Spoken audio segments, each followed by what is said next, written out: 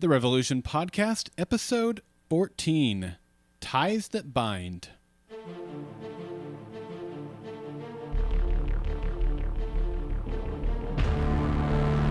Golden Spiral Media presents The Revolution Podcast. Support for The Revolution Podcast is provided by listeners like you and Think Geek. Charm the geeks in your life by giving them geeky goods from Think Geek. Think Geek has fun stuff for every Trekkie, Jedi, Whovian, Browncoat, Cortexiphan, and so much more. Bacon. Visit goldenspiralmedia.com/thinkgeek today.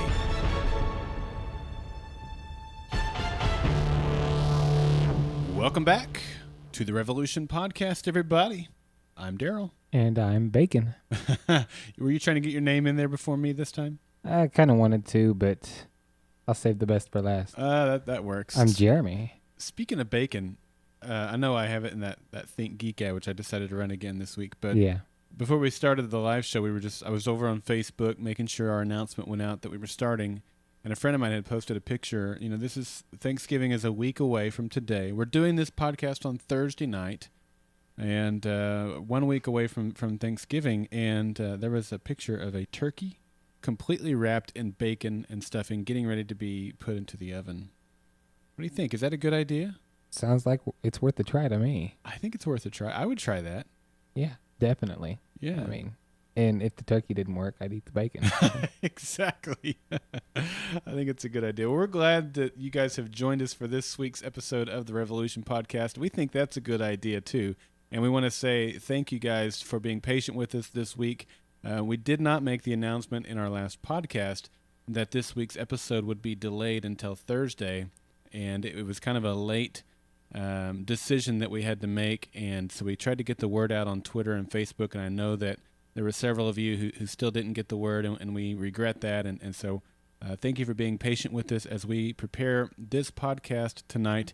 And because it's so late in the week, this is going to be a long podcast. We're going to release just one podcast this week that contains our review and all the listener feedback that we received. You guys sent us in a bunch of feedback this week that we're going to have to read. We only got a few audios this week. You guys must hate us. So we're going to be reading a lot of feedback, and we also have several that we're going to be playing all in this one podcast this week, just like we used to do back in the day, you know, like 2 months ago when we started. Not even 2 months ago. We're kicking it old school today, folks. All right, well, what do you say we get things started today with some news?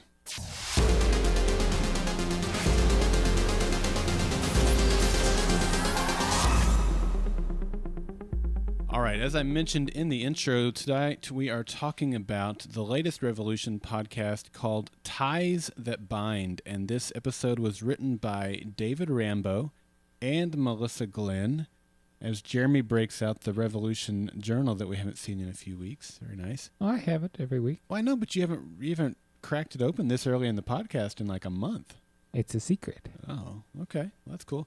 Directed by Guy B., and I thought it was a great episode. In fact, in a lot of ways, it's my favorite episode so far. Not in others, but there was so much I liked about this episode. I like what it is. I like the direction the show is heading. I'll put it that way. Yes. And I like some of the direction they took in this episode. So very excited about the direction that Revolution is going. In fact, Jeremy, you and I had a conversation on Monday at lunch. Yeah, I believe that. And in a few days. Some of the things that I was hoping for came to fruition in this episode. We'll talk about that when we get to the episode discussion. But you know, I always enjoy looking at who directed it and wrote it, because they're the folks that are helping to get the story where we were hoping it would go and developing those things. So kudos to David Rambo, Melissa Glenn, and Guy B., and all the production and writing team there at Revolution, because I love what they're doing. Yes. Okay, let's talk about the schedule. Nothing has changed. The schedule is still what it is, and that is we have now 2 more episodes before it takes a 4-month break and comes back, and does not come back until March the 25th. And so what we're going to get next week is the episode called Kashmir. We speculated last week, Jeremy, that it might be have something to do with Led Zeppelin. There's no question at this point. It has something to do with Led Zeppelin. I think they may be sponsoring these episodes coming up. Yeah, let me pull up this article. I have it a little bit later in the notes, but it should go right now. This is an article. You could tell this is something they had kind of in the works for at least a little while, held it close to the vest. They put out the episode title Styx. Then they changed it to Kashmir. Right. And you and I, because Styx is a band and Kashmir is a song from a band, you and I thought, I bet Kashmir has more to do with Led Zeppelin or the song than it does with the region in India. Right. And so certainly this week it came out. They were kind of planting seeds, and then this week this article came out. This was big news this week from the Associated Press that NBC's Revolution snares Led Zeppelin songs. And this is a great little story I want to read to you. And it says that Kashmir and Since I've Been Loving You are the songs that will be featured in next week's episode of Revolution. On the same day, this is, they always have things working here for multiple reasons, but that will be the same day that Led Zeppelin's Celebration Day album and a companion documentary on DVD will be released. So what happened was Led Zeppelin is their label is Warner Music. And of course, Revolution is produced by Warner Brothers. So there are these two divisions within the Warner Brothers, family. And the folks that have the music kind of put the word out that they were looking for some shows to feature some Led Zeppelin music. And Led Zeppelin, I guess, has a reputation for not allowing people to use their music very often. They're very selective about their music, and I don't keep up with who allows that and who doesn't. So I wasn't aware of that. But anyway, Eric Kripke, I guess, is a huge Led Zeppelin fan. So the story picks up here. It was Eric Kripke, creator and executive producer of Revolution, who brought his series and the band together. When Warner sent out the email asking if anyone would be interested in using Led Zeppelin songs, Kripke jumped at the chance. The speed and overwhelming enthusiasm with which I responded, this is a quote from Kripke. He says, I think frankly weirded them out a little because he is a self-described massive Led Zeppelin fan. So can you imagine you're sitting there, you get the email, your favorite band in the world wants somebody to use their music. He probably peed all over himself as he's like typing out the email. Me, me, me, me, me. That's kind of the picture I have. Maybe not the loss of bodily fluid, but the other excitement, enthusiasm. Right. So it worked out. They got the Led Zeppelin songs. Yeah, and I'm very interested to see how well they tie into where he was going creatively for these episodes. I am too. It's huge publicity for Revolution. Led Zeppelin is obviously a massive band, one of the world's biggest bands, and to have this album coming out, to create the synergy between Led Zeppelin and Revolution in this way has been nothing but a good thing as far as I'm concerned. Because, like I said, this was an AP story. I saw it everywhere. I saw it first on Yahoo, but throughout the day I saw it everywhere. Yeah. So it gave Revolution a lot of publicity as well. I read somewhere, maybe later, somewhere in this article, that, here it is. Kripke said that he's probably used Led Zeppelin references in the titles of some 20 episodes, of different series that he's been a part of. And next week's episode is Nobody's Fault But Mine, and that is also a Led Zeppelin song. Right.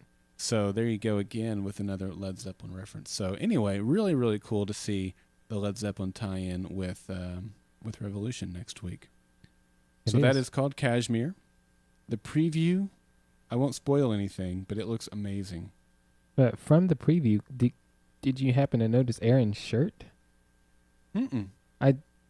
I wonder if it's going to be a Led Zeppelin shirt. It'd be funny if it's suddenly Led Zeppelin it's instead no longer of AC/DC. AC/DC. That would be awesome. So yeah, and be on the lookout for that next week. Yeah, and then I mentioned that the episode after that will be Nobody's Fault But Mine, and that episode will be the final episode that we receive until March 25th. Quite a long break. Yeah, it's going to be too long. I don't know what I'm going to do. I don't either. We're going to try to get some content for you guys during the hiatus as far as some interviews or who knows what else might come along.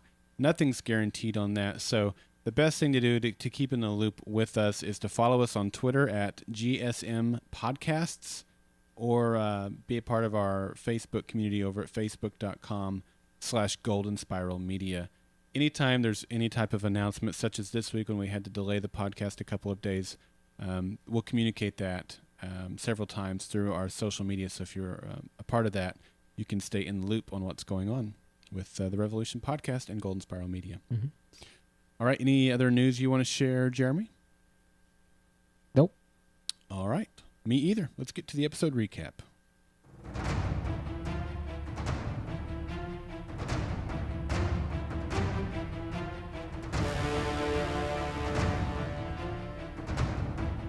The episode begins in Freeport, Pennsylvania, as Team Miles is trying to cross a bridge. Nora pays off a militia guard and they gain entrance to the bridge. However, they soon realize it's a trap. They flee and find refuge in a warehouse. Strausser and his men start calling for Nora to come out. She does, and she sees that they have captured her sister, Mia. Strausser demands that they hand over Miles and the pendant. Instead, Nora sets off some explosives and rescues Mia. In Nora's flashback, we see her and Mia as young girls. An intruder is in their house, and Nora and Mia are hiding underneath a bed. The next morning, they come out from under the bed and find that their mom is dead.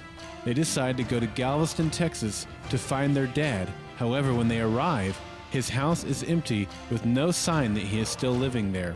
Mia is scared that they will die, and they promise to always look out for each other. In present time, Mia tells Nora that she found their dad and he's doing well in San Antonio. Mia tries to get Nora to go back with her to Texas, but Nora gave Charlie her word that she would help rescue Danny, and she won't go back on her word. Mia agrees to connect them with a friend to help them cross the river, and then Mia is heading back to Texas. However, when they arrive, Mia's friend has been murdered. Mia decides to leave for Texas, and Nora still refuses to go. Charlie talks to Nora and encourages her to go and spend as much time with her dad as possible. Nora and Mia leave and are soon found by Strausser. It turns out that Mia has been working for Strausser the whole time. She gives Strausser the pendant that she took from Aaron's pocket when he wasn't paying attention, and she tells him where Miles is located. Strausser lets the girls go, but Nora is appalled by Mia's choices. She leaves Mia on the road and goes back to rescue Miles and the gang. She steals a gun and takes out several militia, allowing everyone time to run.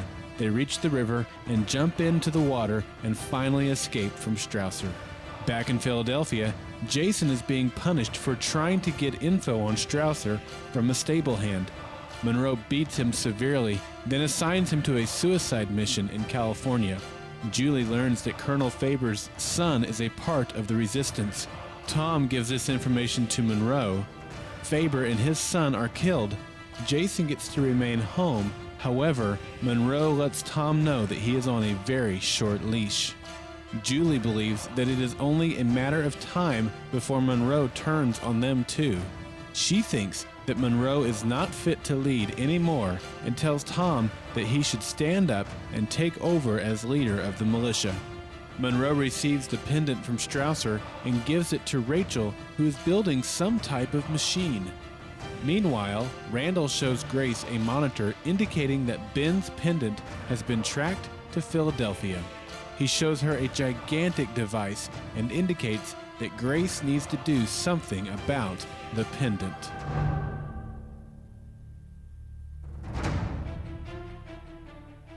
Alrighty, that's the episode recap. Now, we were having some good discussion here in the chat room about the long break that the show is going on. And, you know, I guess you either love it or hate it. And I see merit in hating it. I'm taking the side. I don't know that I love it, but I'm okay with it. How do you fall down on it, Jeremy? Well, if you're watching the live chat, you notice that I have a Battlestar up here. Uh-huh. Its name's Galactica. And I am accustomed to long hiatuses. Yeah. I think between season 4.0 and season 4.5, we had something like a year. Oh, wow. So you have a cliffhanger at the end of the half season, Uh-huh. and it gets delayed.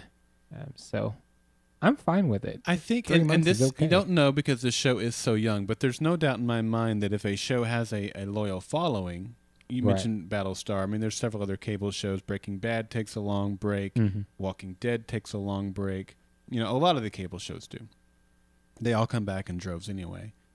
So that's what makes me feel like it's going to be okay, that you can take a long break and still be okay. What we don't know is if Revolution has that core fan built yet, but we'll see. Right. The other thing though is NBC's going to promote the heck out of it when it comes back. They want it to be after The Voice. They think that Revolution and The Voice are a strong pairing on Monday nights. Right. That's when The Voice comes back, and they want them to be together, so they can continue to win Monday nights. And so, that's a good thing too, which tells me they're going to promote the heck out of it because they promote the heck out of The Voice. They're going to do Revolution as well. Yeah. So I'm okay. And the other, my point of view on this, the other thing that I like is that when Revolution is on, it is on. What I hate is what they're doing with Fringe right now, where it's going to be off for like 2 weeks and then on Right. for 3 and then off for 2 and then back on for 2 Mm-hmm. or something close to that. And I hate that. You never know if it's going to be on or not. So I would rather when it's on, it's on. If it's off, fine. But if it's on, it's on. Yeah. That way, you can plan your life around the show instead of having to kind of wait and guess, right? Right. Yeah. So Yeah. that's just my point of view. And I understand the other folks that are scared that you're going to lose people once it comes back. That has happened to shows in the past as well. I Right. get that. But I'm thinking this is okay. I think it's going to be okay, and I think at the end of the next couple of episodes, we're going to be left with something that's going to draw us back. I feel the same way. I'm so glad you said that because I feel the So. same way. Well, let's talk about this episode and Okay. some of the things they might be leaving us with.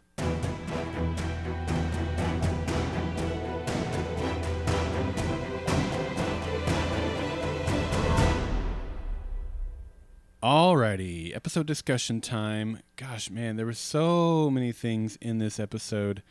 I don't know where to start. I guess I'll start with something that I complained about, or you, somebody, I don't think it was me. Somebody, it was either you or one of the listeners mentioned last week. Okay. And that was this lighthouse went on. I was going to say went off, but it came on in the middle of nowhere. Something that had never happened before in the Right, lifetime yeah. of a lot of these people. How had nobody noticed that? But we got this in this episode, a report of all these witnesses seeing this lighthouse come on for several seconds. And that was kind of cool because that was the second time that we had said something like that, where I think the last time was Maggie's death. How could they just leave her like Right. that? The very next episode, they're burying her. So Yeah. it's kind of cool that's happening. Patience, right? Right, I Yeah, guess so. so- I guess so. Anyway, Yeah. gosh, these notes are totally random this week, aren't they? I noticed that. Yeah, I didn't go in there and put them in any kind of order, which is terrible. I don't want to talk about that for that note. For the next note in the show notes here is Jason. We don't need to start by talking about Jason. All right. Well, we can start at the end of the episode or the beginning. Yeah. Where do you want to? I'm going to highlight this. Well, Why we'll don't you start. I'll start start. I'll go ahead and start with Okay. it's a trap. That is a great place to start. We really need an Akbar MIDI file so we can Yeah. because I have a feeling we're going to see more traps throughout this series. Well, but- that was definitely the Star Wars reference of the week. I mean, it was like, Yeah. how many times did we hear "It's a trap" in the first segment before the first commercial break? I didn't actually hear it. I kept saying it to myself. Oh, well, no, we heard it at least 3 times. Did we? Oh, Okay. yeah. All right. It's a trap. I wasn't paying attention to what necessarily the dialogue in the show as much as my head screaming at me, "What are you doing?" Yeah. So Yeah, they're walking into a trap, and yeah, then, he says, when I tell you we're going to turn and run, why? Because we're walking into a Okay. trap. He didn't say Yeah. it's a trap. But then when right. they hid, and then Nora runs back off because they call her out because of her sister. Okay. Miles Yeah. is like, Nora, don't! It's a trap. Yeah.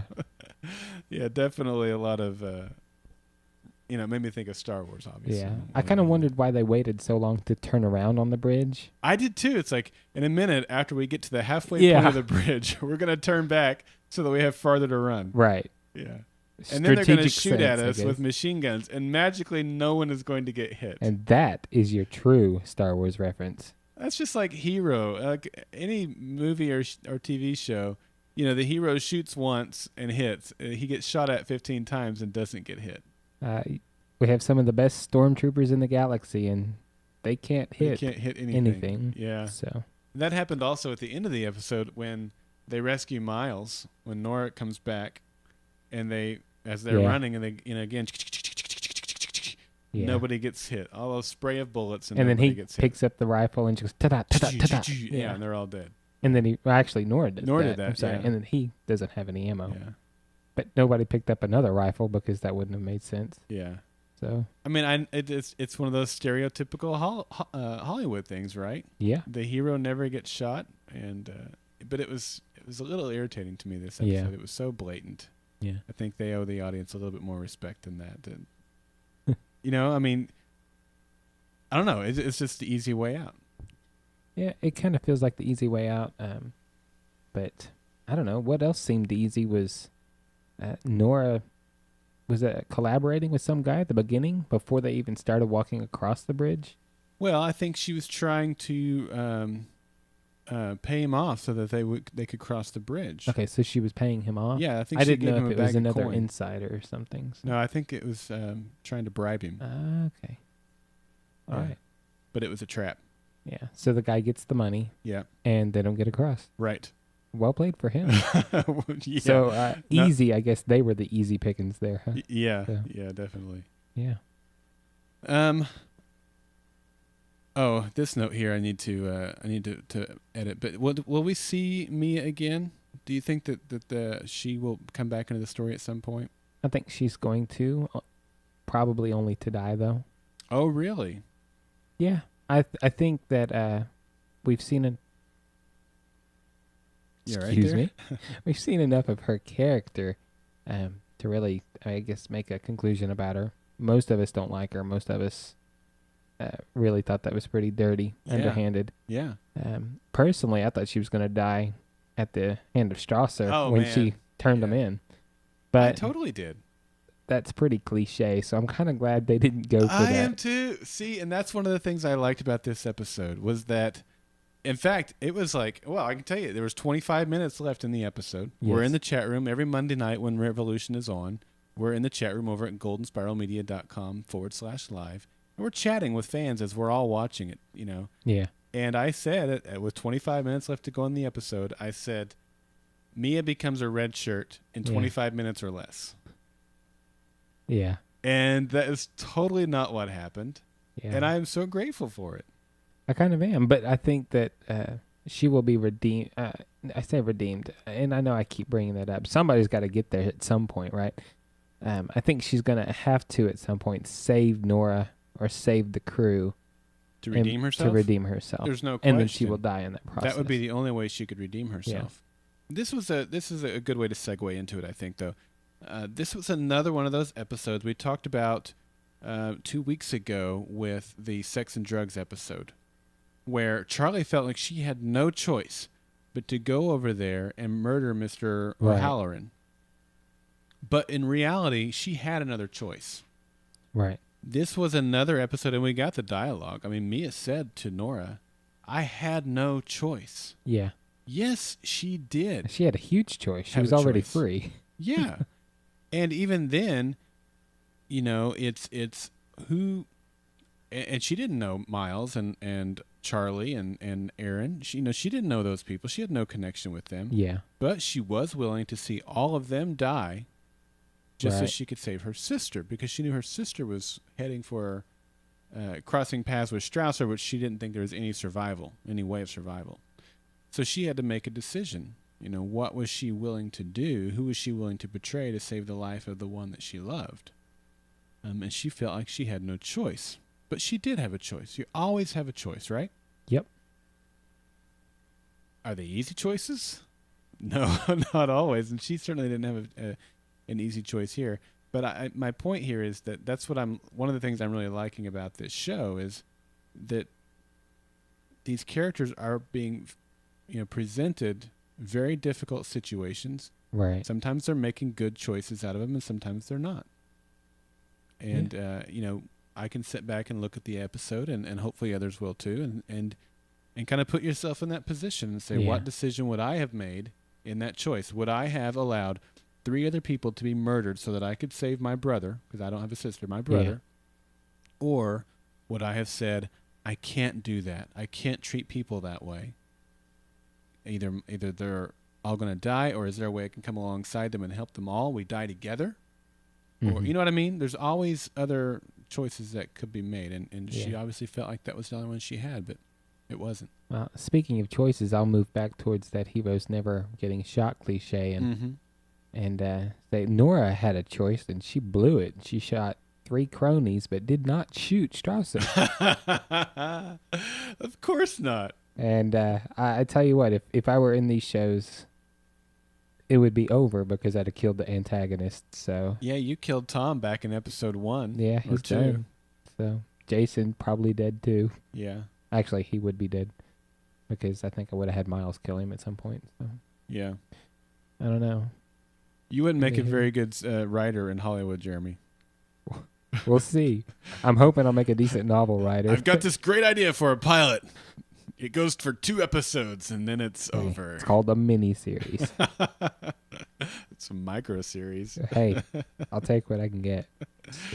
So. Anyway, let's see. I talked about I don't have a choice. Let's talk about the pendant a little bit. Are we ready to talk about the pendant? There's so much to talk about here. I see most of our notes are remaining deal with the pendant. Let's start with the fact that it seems to be indestructible. What is it made out of, you think? Is it some sort of metal that we'll ever have heard of? Adamantium. That would be freaking cool, wouldn't it? Yeah, and then Wolverine jumps out of somewhere. Pulls out. Probably I thought it was made of plastic, but I kind of mentioned this to you before, and I'll go ahead and mention it now. When we were introduced to this pendant in the pilot episode, and again, it is a pilot episode, so maybe some of the details have changed since they actually wrote some of the episodes. Anywho. What it appeared to me in the very beginning was it was a device. He pulls out a USB flash drive, plugs it in, and boom. So I'm thinking, a little plastic sheath for a USB, nothing super special, nothing hard, indestructible. I don't think Miles really tried hard enough, by the way. But what I was kind of introduced to you is that actually not the same pendant that he gave Aaron? Yeah, that's a good were question. Introduced to. So maybe he had 2, because we saw one it looked pretty weak, and then this one seems to not have that seal or anything. So that's right. This one certainly didn't seem to have a USB drive attached to it. So you brought up two options. I like both of them in our conversation earlier in the week, and one was that it's a different USB drive, which you just mentioned. There is still another USB drive out there somewhere. Right. That Ben had at the point when the power went off that still has a USB in there somewhere. So another pendant with the USB in it. Yeah, I thought he was hiding or somehow that case shielded the data that was on the flash drive. So maybe he downloaded everything from designs to pictures to videos, things like that. So yeah, that's possible. Yeah. So that's still out there somewhere. It's a different pendant. The other option that you proposed was that when they made the pilot, they weren't quite sure what they were going to do with the pendants, how they were going to play into the storyline. They hadn't really maybe fully fleshed out everything with the pendants yet. So that by the time they got to the rest of the story, the design of the pendant, the functionality of the pendant had maybe changed a little bit. Right. That's possible too.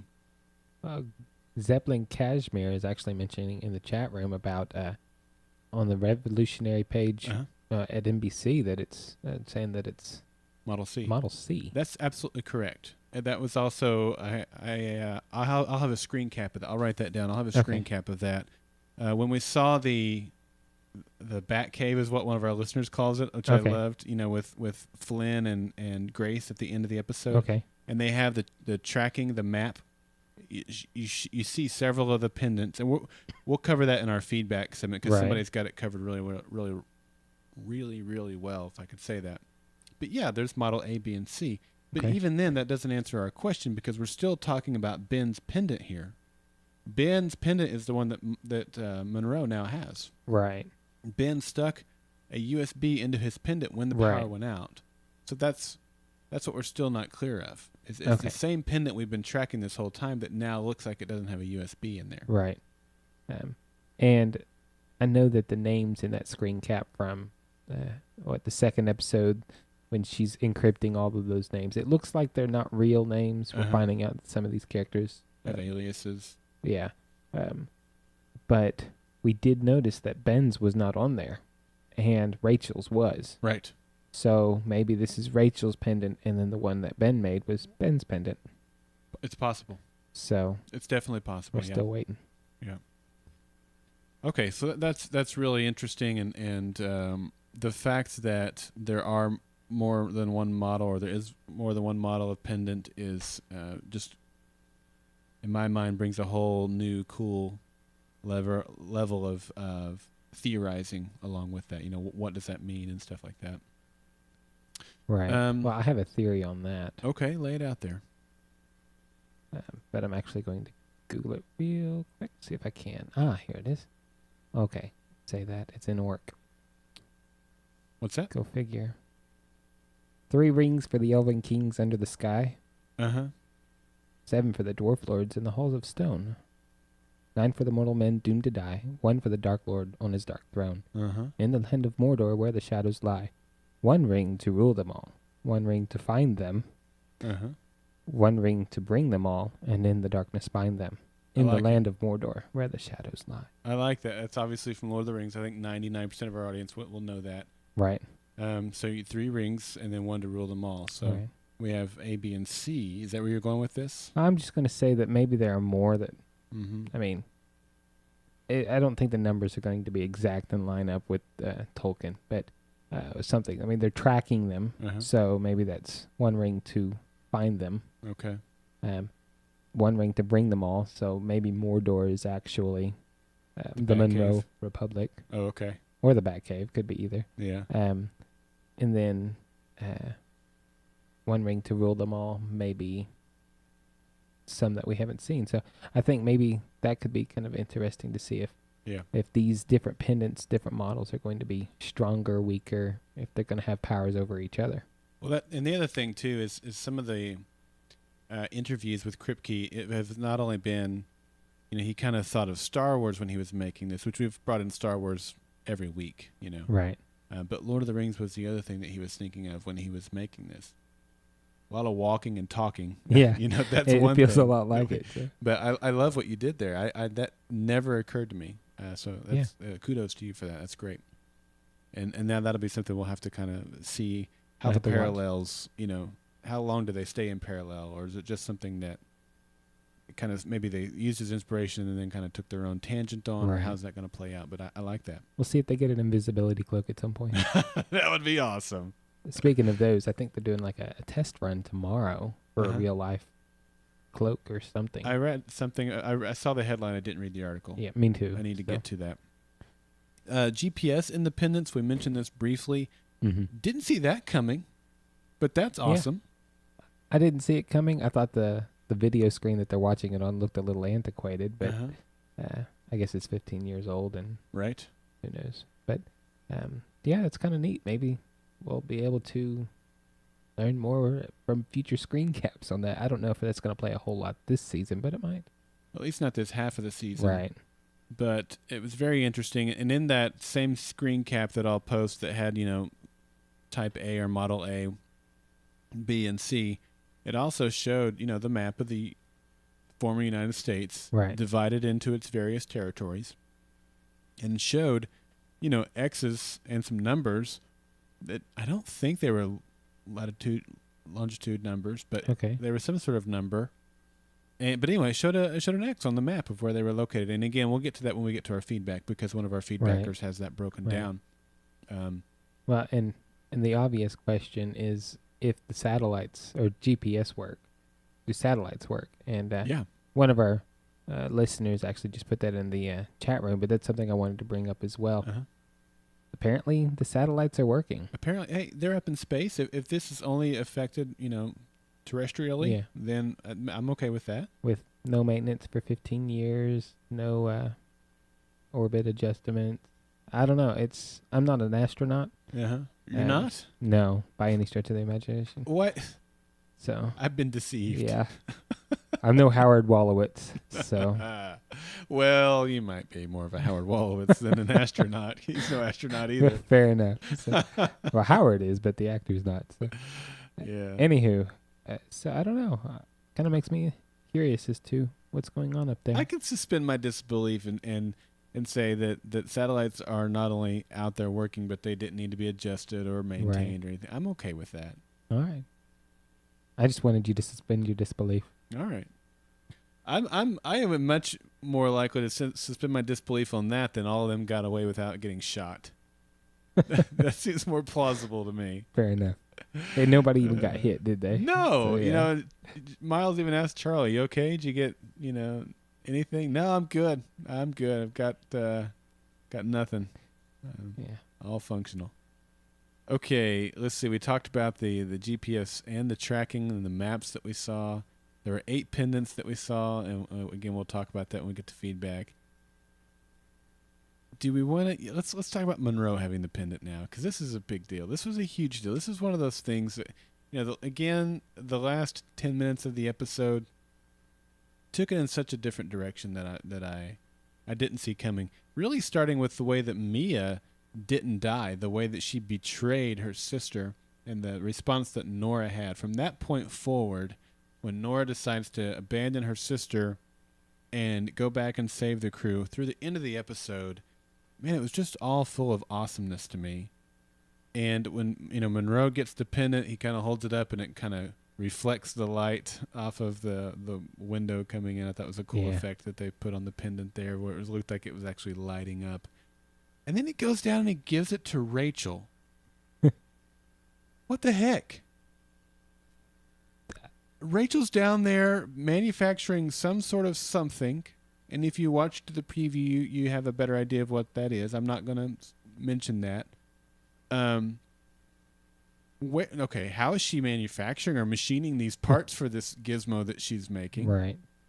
He brings it to her, and she acts, to me, I got the impression that she was like, "I don't know where you got that." I mean, she did ask him where you got it, but I don't know. It was like she was working for him. I didn't see any resistance in her in that moment. Am I reading that wrong? Did you read it the same way? Well, the way I kind of picked up on all of that is it was salvage. I didn't really think they were necessarily machining anything, but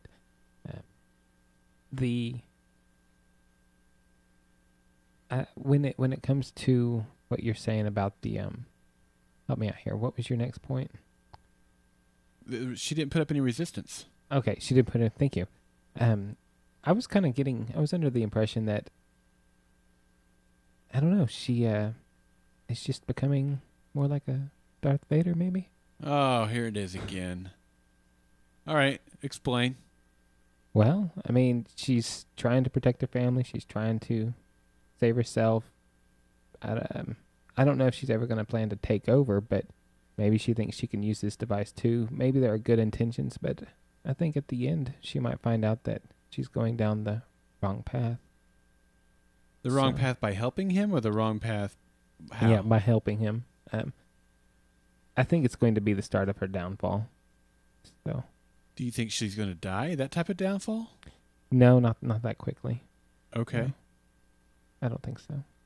Yeah, I don't know. I mentioned last week that there was just something about her that just wasn't adding up to me, and I can't put my finger on it, and I'm still not sure. What I mean by that is I don't know what her game is. I don't know where her allegiance is, who she's working for. Is it for herself, which could be? Is it for Monroe, which I think could be? Is it for Grace, in that band, whoever that is? I think it could be. Okay. Heck, it could even be Flynn at this point. Yeah.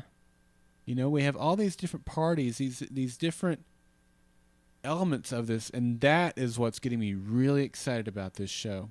When we spoke on Monday, we had lunch on Monday before the show, obviously, and you and I were both talking about, how we're enjoying the show, and we're both enjoying the show, but it hadn't hooked us yet. It was like we like the show a whole lot, but It's still missing that deep hook, that deep set hook that when Clint and I come and talk about Fringe, it's like where our voices are getting more animated and our body language is more animated because it's like that passion we have for the show. Right. this episode went a long way of doing that for me because there's so many. It's getting so many layers to it now, and there's so many different things we can start to theorize from. So you're saying it's like an onion? Yeah, absolutely. Or a parfait? It is. Huh? Or a parfait? No, not a parfait. An onion. Everybody likes parfaits. I'm not saying I don't like parfaits. I'd rather have a parfait than an onion. Okay. But in my analogy, I like an onion. All right. And the other, well, there's that was one part of it with the Rachel thing. Another part of it was with the whole Tom Neville and Julie conversation. Yes. And then the third part of it was what we saw with Flynn and Grace. Right. So let's talk about Flynn and Grace, unless you have some more to talk about Monroe and Rachel there. No, Flynn and Grace would be good to go. Okay. So, which we didn't talk about last week. You know, we speculated a long time ago that Randall will be inspired by Randall Flagg with Randall Flynn. Right. You know, I think we got that settled as well. I agree. Okay. What I want to know is, where are they? What type of structure are they in? Well, it's a big warehouse. I'd really like to know where locally in the United States they are. I assume they're in the United States. I assume they're in the United States. But to me, I know what you're going to say, so I don't want to bring that up, but nobody's going to want to hear what I have to say because for some reason it looked like a device that would make you go faster than 88 miles an hour. Oh, time. I'm going to plug that until it doesn't happen at the end of the series. Hey, or it happens, you know what? So. You plug away. And, you know, you and I have both said from either the first or second episode that because this show has JJ attached to it, time travel is possible at any time. I still don't think they're going there. But when I saw it, it reminded me of Time Cop. The room that they have where they shoot people on a sled through time. Right, and that's more or less what I was thinking when I saw it. So, but when I went back and looked at it and freeze framed it and really concentrated on it and studied it more, it looks like a big particle accelerator to me, and it looks like part of it's missing. So as they're looking out the window towards the warehouse is what you described it as. Then what you see is a big tube at the end of the wall, which obviously also looked like my animated hand graphics. You only get this in the live show, folks. It reminded me of one of the drawings we saw Rachel do several weeks ago. Yes, it did. Okay. And then the camera flipped 90 degrees, or 180 degrees rather, and showed them from a control room and kind of panned back. And above them was a very similar looking structure to what we saw on the opposite wall. And then hanging down from the ceiling, it looked like some support hoops, if you will, that would support a big pipe, but the big pipe isn't there. And I don't know if it's because of rot and decay, or if it's because this was never finished, or if that's by design. But it looked like a big particle accelerator that was missing part of its pipe. And that's the non-science explanation of what I thought I saw. Yeah. Well, I think that's a pretty good theory. When you posed that to me, it made a lot of sense. I could buy it. Okay. But I don't know. Maybe they tore another dimension into where they finally got those particles to collide quickly enough to cut a hole into the dimensions, and now we're just going to be in another fringe universe. A pocket universe? A pocket universe. I don't think so, man.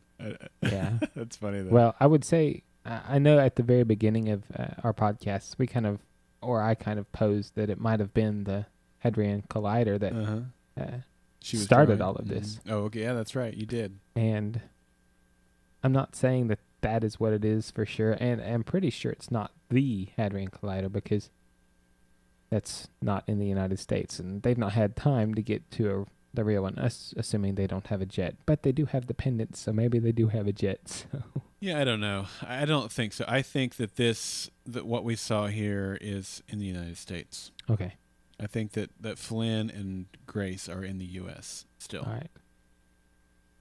But, are we going to get answers to where they're at and what the purpose of the facility they're at? Are we going to get that answer before the break? Is it going to be part of the cliffhanger to the break? I would say probably it's more likely to be a part of the cliffhanger that we get at Yeah. the break than any answers at this point. I agree. I don't think that we're going to have the answer before March 25th. Yeah. Or even on March 25th. We may not get that answer until May or even next year. Right. It seems like a really big deal to me, but I don't know. You know, they're answering things at such an incredible pace. Yeah. And yet they're answering things and then more depth is behind those. And that's also what's getting me more and more Right. excited about the show. They're answering questions with more questions. Yeah, they're answering questions and revealing more depth than you ever thought was there. Yeah. So very, very satisfied with Okay. that. Okay, let's talk about the Jason, Tom, Julie dynamic that we got in this episode, because this was another thing that just got me more excited. You know, with Jason, he made a decision to ask what sounded like he made a decision to ask a stable hand about Strausser's plans, where he was heading, was what I would Right. imagine. Right. And that got turned in, and he got seen as a traitor of some sort and beaten nearly to death, and then really sent on a suicide mission to California. Right. Julie is Julia? Julie or Julia? I thought it was Julie. Okay. Yeah. I'm going to say Julia. I'll Okay. let you say Julie. We'll look it up in just a sec. She, being the very smart, cunning woman that she is, had this little piece of info in her pocket for a rainy day. Yeah. She said that she just had found out about it a couple of days ago. I don't know that I'm really buying that. I don't know that Yeah. it matters. But so she does the thing to get Jason free. Very Right. smart thing. And then she does the thing to get... She plants a seed in Tom's mind. What were your thoughts on all that? Well, I think Tom has enough seeds in his mind to grow a garden. The poor guy, I mean, wants to protect his son, so Yeah. does he go with his son? He wants to protect himself, so does he kill his son? Does he take over? Does he kill Julia? I mean, he's got so many options right now of where he can go directionally. You're right. Yeah. It's Julia. Okay. Yep, I was wrong. I can admit it. He does have a lot of things going on in his mind right now. He's working his way up the food chain there within the militia. Right. Which I liked. I did like that. I liked the fact that he moved up. When he kind of ratted out on, I can't remember the other guy's name. Yeah, I can't either. When he turned him in for his Uh-huh. his kid is executed. And obviously, he's going to try and kill Tom at some point if he's not dead himself. I think they've killed him too. In you? fact, I said in the recap that they killed both him and his son. Okay. I thought they were just beating him. I didn't notice It- whether or not they had killed him. I should have gone back and listened to the dialogue again. I did that from memory, where I was thinking that Tom Mhm. had said to Julia that they killed him too. Okay. But I could be wrong on that part. Okay. But if not, you're right. They're Yeah. not going to be sitting down for dinner anytime soon. Yeah. But he may go after Jason, which will likely be the case. I mean, Yeah. somebody's going to have to go after Jason. Julia, I'm interested in her character a lot now. A whole lot, actually. Uh-huh. I don't know what would make her this way. I guess 15 years, essentially 14 years, whatever, in the militia with Monroe. Maybe it's changed her, but I mean, we see her witness her husband kill the guy. I say he killed the guy, but He very well could have. in his episode where he's Right. beating up the guy in front of his son, and then Julia comes in and kind of sees the end of that. I kind of wonder what makes her go from what she was at that point to where she is now, because she's conniving. Yeah. Is a simple word for it, I suppose. I don't know that we know how she was before the blackout. Yes. We didn't get a whole lot on her backstory, as much as we did from him, Right. which she kind of stepped more into the spotlight this episode. So we may get a Mhm. more of a flashback on her, which that would be great. Yeah. It's no surprise to me. Look, history is full of examples, none of which I will cite at this moment because I don't know anything off the top of my head, but of these women who were strong women, but because of culture or whatever reason, usually because of culture, they had to take a back seat to their husband. Okay. but they were just as shrewd or cunning, intelligent, and maybe even more so than their husbands were. Right. So to me, I look at the role that she's playing here. She's incredibly intelligent, not only to be able to think of the things that she does, but to be able to manipulate in the way that she does. Yeah. Anybody can come up with a good idea, but to be able to think about and manipulate the pieces of the board to get them to fall into place, that takes more patience and cunning. And I think that's what she has, and that's what she's been observing. She's probably been talking to some ladies or listening to some ladies. You know, the women will gossip. Guys gossip too, but in what's going on here with this structure, right? You know, the women are at home and gossiping and talking. She's got all the info she needs. She's got an agenda, and they're all going to fall into it. All right. I love it. Okay. I just think it's wonderful. I think it's great. And I've kind of mentioned Rachel being Darth Vader, and one of the things that kind of, I know I keep bringing Star Wars into this, but kind of made me wonder if she was Darth Vader. But Julia? Julia. But yeah. To tell you the truth, Emperor. She acts more like Emperor Palpatine than she does Darth Vader. She's behind the scenes controlling it, so she looks innocent, like the Senator Palpatine. But then we all know that she's the Darth Sidious, I believe. Yeah. So, and if I lose credit on that, I'm so sorry. But anywho, she's very interesting. And when it kind of just talking brings to my mind, we saw that Tom was kind of, I guess, weak. He was very meek, we said, when we described him in his episode. That's right. So it kind of makes me wonder if she took over that, if she kind of wore the pants in that family, in a sense. So maybe she's always been this way. I kind of cast her as being innocent because I don't know anything about her, but maybe she's always been plotting to take over from Monroe. So, I mean, wouldn't it be interesting if Monroe gets killed and she kills Tom? Oh, or she's got, I could see that. She makes it I don't know if that's going to happen, but that's a cool. Yeah, that's a cool I could see her character moving in that direction, and she can be a matriarch, and I think that'd be neat. She's definitely planting these seeds into Tom's head, and he's a pawn to her too. Now, she may be, propping him up and supporting him, or she may be propping him up for a fall. Yeah. We don't know at this point, but she's definitely, whispering in his ear. She basically, I don't remember the quote that she said, but you doubt yourself too much, or you don't believe in yourself enough, or something to that effect. I love that idea. It's good. And what you said actually popped into my mind when I was watching the episode, because she's kind of planting the seed. It kind of made me wonder, is she actually trying to send him to his death so she can get in with Monroe? Well, if he's gonna take the lead, if he's gonna overthrow Monroe, I see 3 ways to do it. He has, because of his rank and his, just the relationship he has with Monroe, he's one of few people that could find himself alone in a room with Monroe. Yeah. However, with what just happened this week with Monroe finding out that one of his highest ranking officers' son was a traitor, that may be less likely to happen now. Monroe may surround himself with more people now. Yes. But if not, Tom is one of the few that could find himself in a room alone with Monroe. And he may try and fail, but he could try to overthrow Monroe that way by killing him. Yeah. 2 would be to get a groundswell within the Monroe militia of people who were not loyal to him or looking for a way out of his thumb, and overthrow him within his own militia.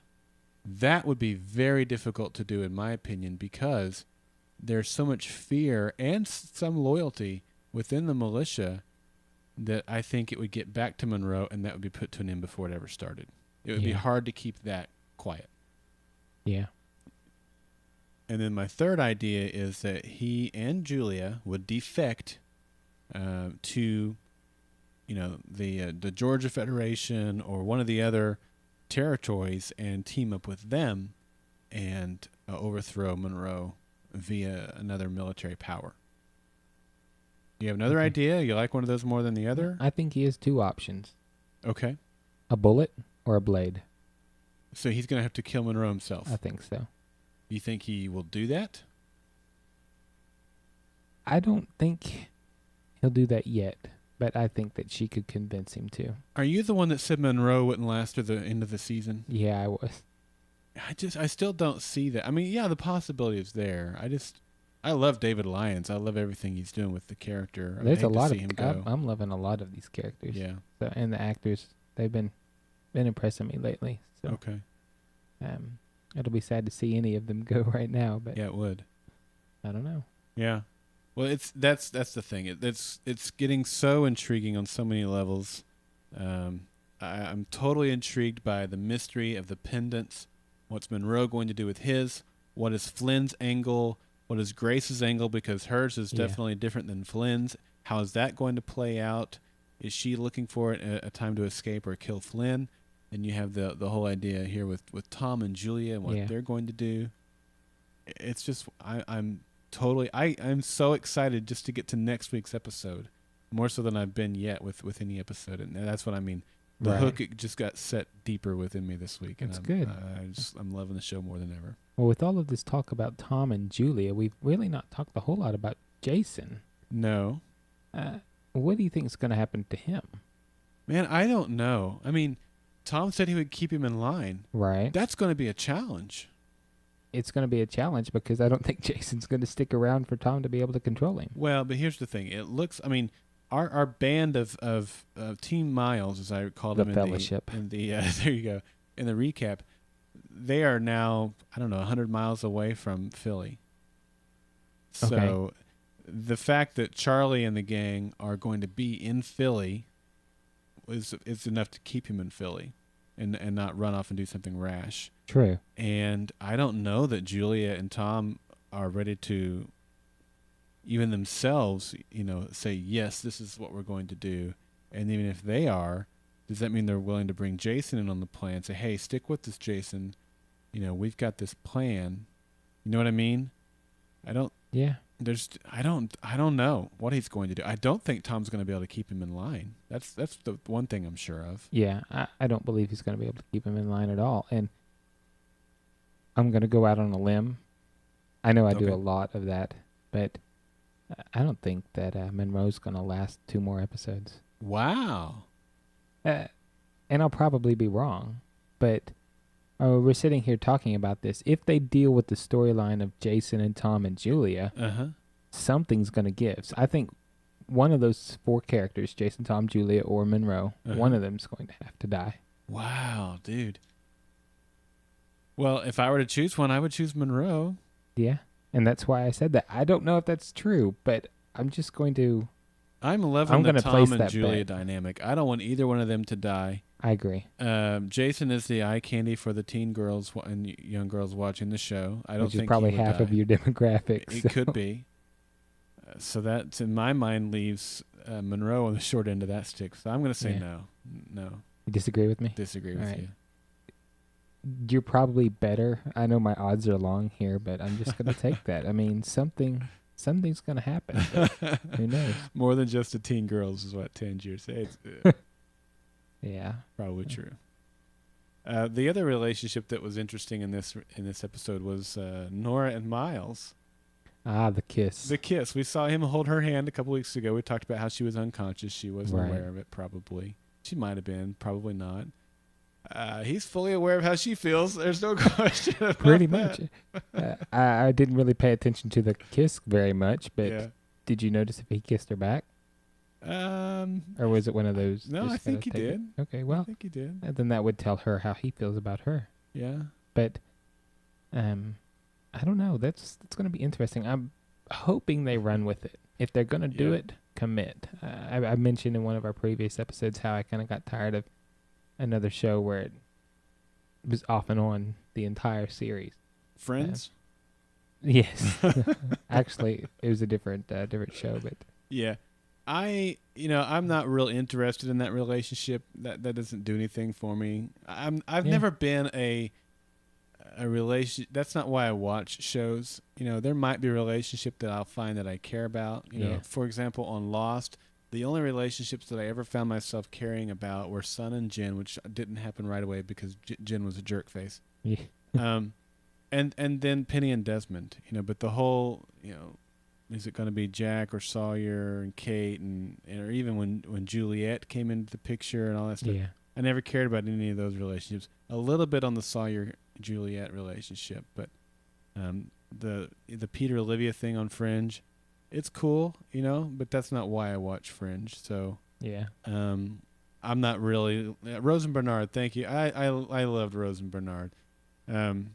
So if they do something here between Miles and Nora, okay, but I don't care. Yeah. Right now, I'm a little iffy, but there are two relationships. I love relationships when they're done right. Two come to mind. Yeah.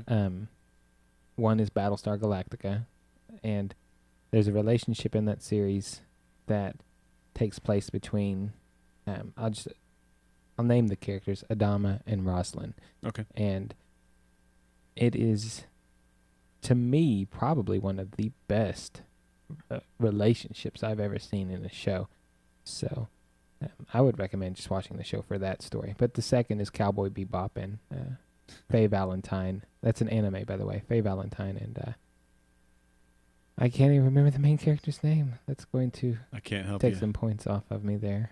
It's been a while since I've watched it, but I'm going to have to go watch it. Anywho, I'm gonna see if you can just edit that in later. No, I think we'll get just some listeners that'll write in. They'll know what you're talking about. Yeah. Trust me, we got some awesome listeners. Well, it's my favorite anime, and I can't remember the main character's name, right. so That's all right. Well, we'll see what happens with that. I don't get the impression that they are going to be accelerating that, but it took it to a different level because now their feelings are definitely out in the open, and what they choose to do with those is going to be interesting. Or how will they act like nothing happened, or will they be, coming out from behind the bushes in the next episode? You know what I mean? So we'll have to see how that evolves, I guess. right. Yeah. All right. Anything else, man? I think I'm good. I think we've covered everything. We've got several other things we're going to talk about in the feedback that we didn't put into this portion because our listeners are going to be talking about it. We didn't want to do it twice, but really good episode, as I've mentioned. This is going to be either number 1 or number 2 episode for me so far. Okay. Spike. Yeah, it came to me. All right, good. Anywho. That's it? That's it. All right, let's do quote of the week.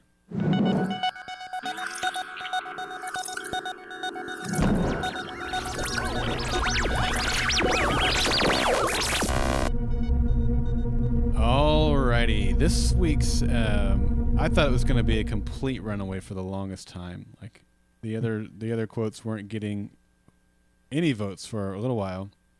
Then they got some votes. I don't know if they were sympathy votes or if they were legit votes, but it turned out to be a little bit closer than it originally appeared to be. But still, a clear winner this last week, which was hairless Ewoks. Let go of me! Look what I found. Michael, you have to go back. Peter's my brother. You can't stop me. It's irritating when a dumb kid tells you what to do, isn't it? Fine. Stay close.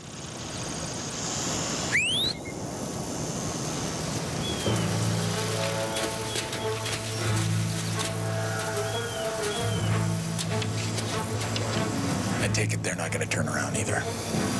No. Awesome. It's like a pack of hairless Ewoks. It's so good. It's the best series of quotes so far in this show. Yeah.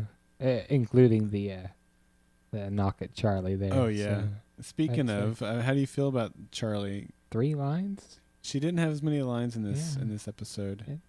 I missed her, Yeah. but I don't mind not having much talking or much Okay. speaking for her. I mean, I don't know. There's a lot of quotes about not speaking or look the fool. Uh-huh. So maybe she was just wisening up. That's the way I'm playing it right now. So. Okay. Okay, we'll see. All right, the first quote for this week is, "I'd give anything." Hey, can I talk to you for a sec?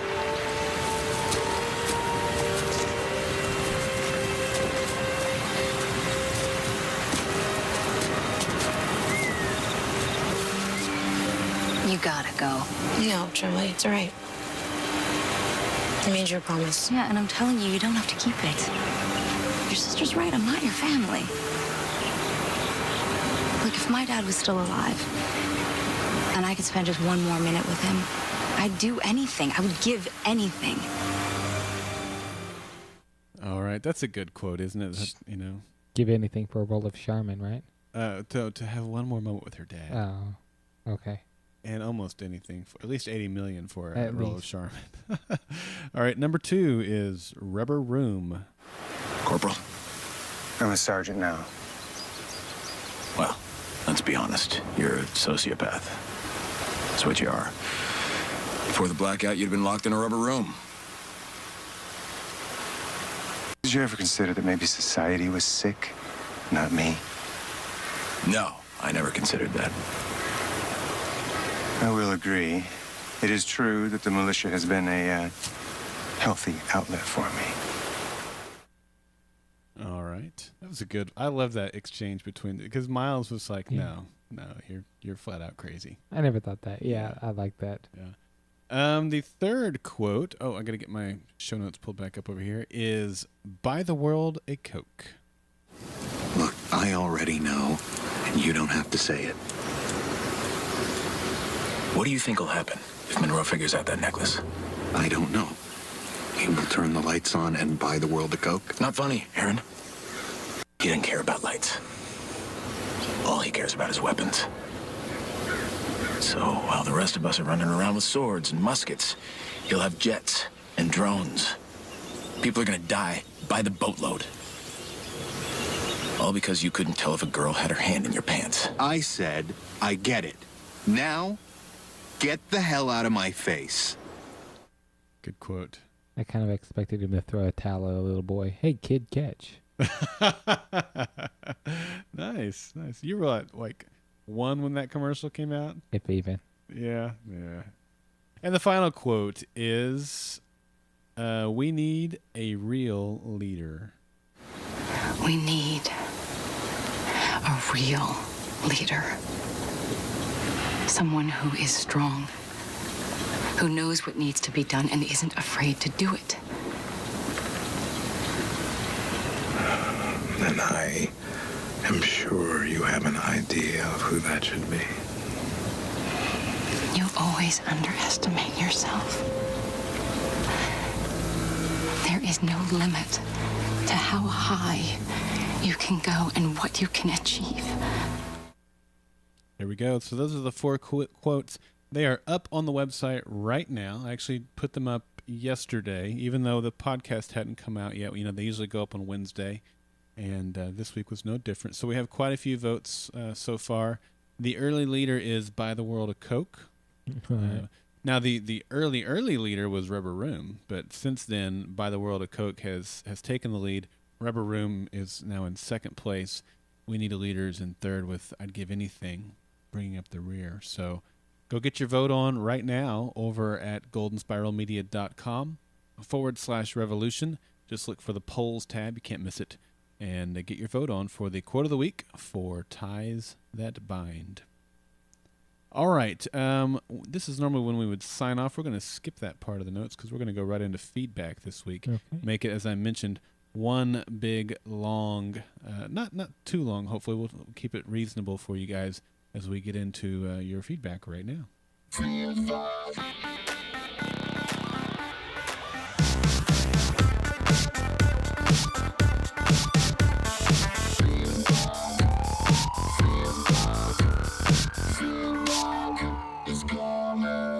Alrighty, as I mentioned earlier in the podcast, we received a lot of feedback for this podcast, and we very much appreciate all the feedback that got sent in. We do prefer audio feedback so that we don't have to torture you with us trying to read your feedback every week. But you guys apparently enjoy being tortured because most of the feedback we received this time is in written form. Indeed. Yeah. So anyway, we're going to read it. This first one comes in from Jess in Atlanta. Jess, what she has to say is, well, at least one question remains unanswered. Why did the lights go out? Also, I know I'm an episode late. This episode actually just recorded for me later in the week, but I don't think all the pendants are the same. Ding. So she got that right. Because this came in before the Ties That Bind episode had aired. All right. Okay. I think they all have the same potential to either do different things or possibly offset each other. Grace is able to turn hers on, but Ben's seems to turn on by itself, or have some other trigger, as we see Aaron try to turn it on or off, but it doesn't seem to work. I guess we've also seen Randall's work, apparently by itself with an on and off switch, when he captured Grace. Also, I'm going to call right now, Randall is the cause or the reason for the blackout. We see him in the flashback obviously very interested in the tech, and then when it's revealed that Mr. Flynn is Randall, we see he obviously survived the blackout, which means he knew it was coming, and he has a pendant, but appears to be actively working against the, quote, good guys who created the technology. I actually found Charlie less annoying this episode. I think feedback on the first bit of this season was heard loud and clear by the show creatives. That's all. Sorry again, I'm always a bit behind. Hopefully my whole email theory wasn't just disproven in this upcoming episode. Cheers. That comes from Jess. Quite the opposite, Jess. As we mentioned, your theory seems to be confirmed. Yeah, I mean, I was going to say plausible, but really, there are definite I can't talk tonight. There are definitely different versions of the pendants out there. We got that confirmed. And maybe I'll sway her with my Lord of the Rings too. So maybe you will. Maybe you won't. True. All right, why don't you see if you can sway Kevin from pre-apocalyptic Chicago? All right. I love that sign-off. Kevin says, hi, Daryl and Jeremy. Just a quick couple comments on this week's episode. The last scene with Randall and Grace got me thinking, and I'm pretty sure I know where they are. It looks like they're at a location that still has power, in a massive industrial facility of some kind. I suspect that this is where the power suppression is coming from, since it still has power and Randall has access to it. It has to be powerful enough to suppress electrical power across the entire world, and it has to be close enough to Grant Park, Illinois, that Randall can march an unwilling prisoner there. Putting the pieces together, I think they are at the Fermilab. And then he links us to fnal.gov/pub/science/accelerator. And I assume we'll be putting that in the show notes? I will put that in the show notes. Okay. This is episode 14 of the Revolution podcast. So go over to goldenspiralmedia.com and look for episode 14. Click on that, and I will have the link over to this. I also just popped it in the chat room here for those in the live show. And he says that it's the second most powerful particle accelerator in the world, found in Batavia, Illinois, a Chicago suburb. According to their website, the Tevatron was supposedly shut down at the end of 2011, or was it diverted to a different clandestine department of energy project? The timeline fits. I'm enjoying the podcast. Keep up the good work. Kevin. Again, from pre-apocalyptic Chicago. How do you do pre-post-apocalyptic? Technically, it's still true because it's not post-apocalyptic. We have a correction on the pronunciation. Jerkface in the chat room used to live there. It says it's Batavia. Batavia. That sounded kind of Russian, so. Yeah. So that's pretty cool. I didn't know there was a particle accelerator up there. Yeah. I didn't mention it earlier in the podcast because I knew this was coming. I didn't want to give away his thunder there. I love it. I think that's exactly where they're at. It makes a lot of sense. It does. The location fits. It makes me wonder if that's why they chose Chicago, just for that access. So yeah, I like his point where he says Flynn would have. He kind of thinks that Flynn would have had to have taken Grace back to there, being close enough to where she was at, where that would have been reasonable for him to do. I agree. All right.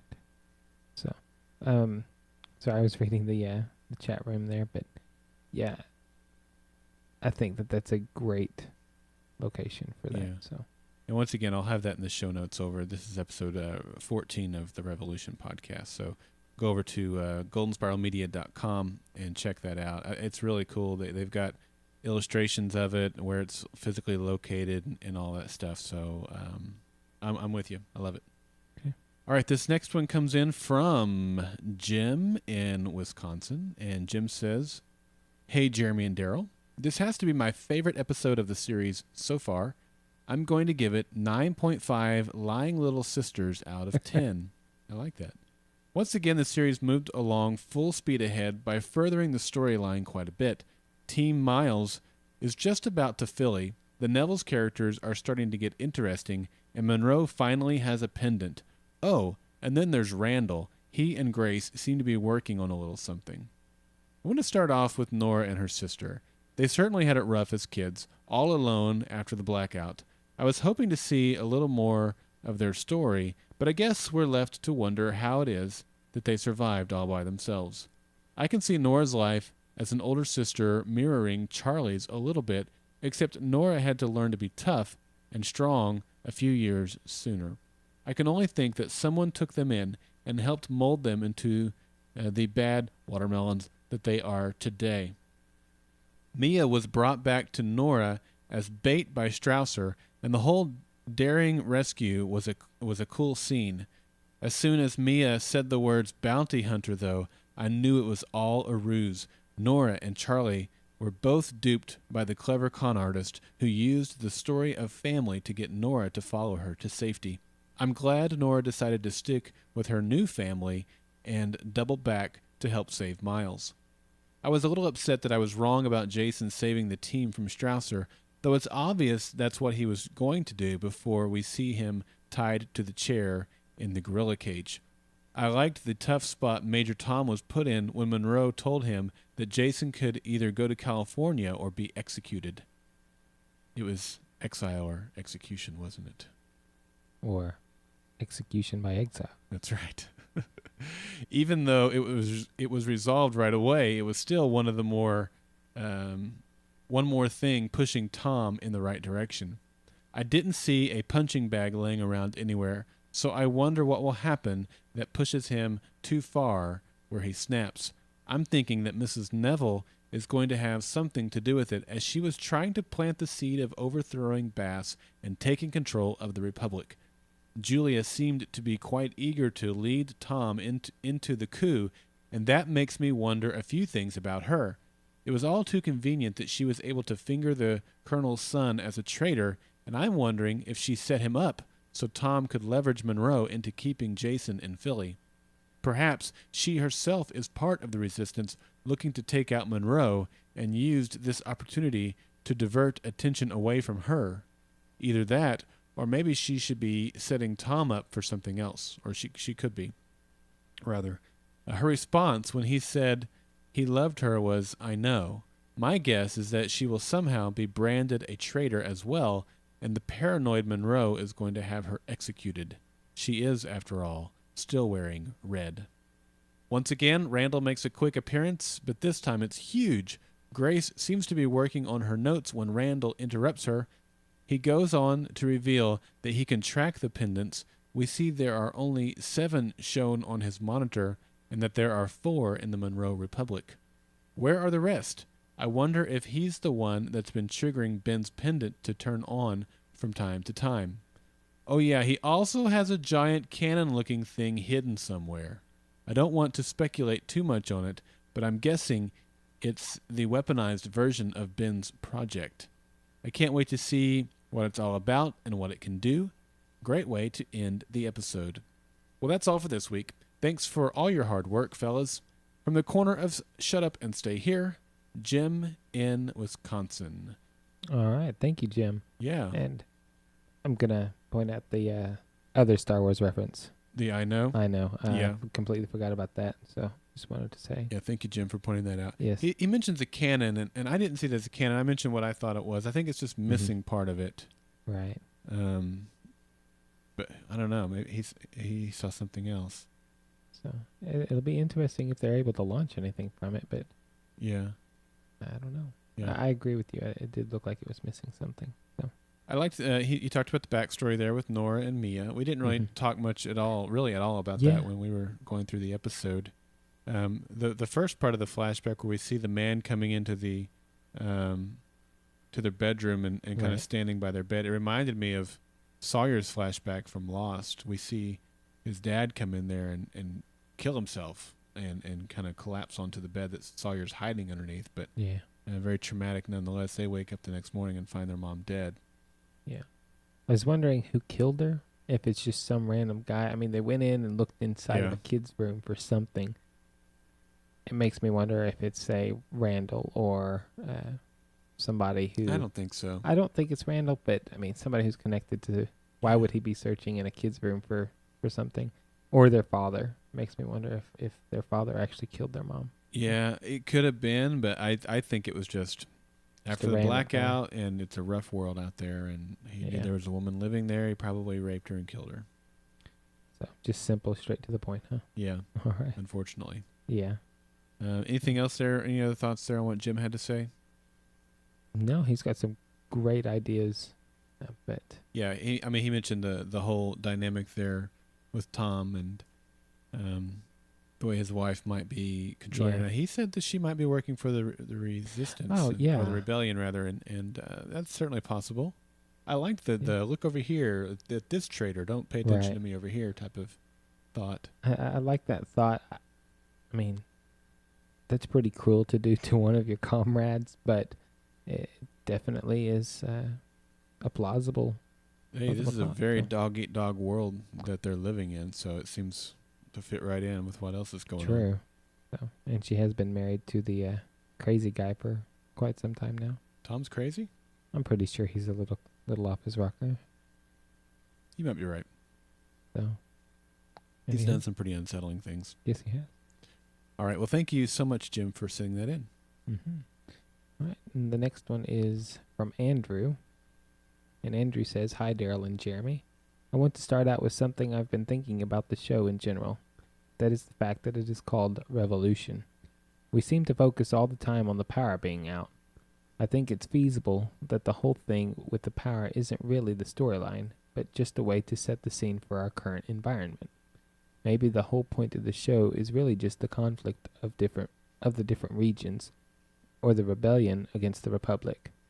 I wouldn't be surprised to find that we get the power back on, at least to some extent, a lot earlier than people expect, because now that the basis for a revolution exists, that plot mechanic is no longer needed.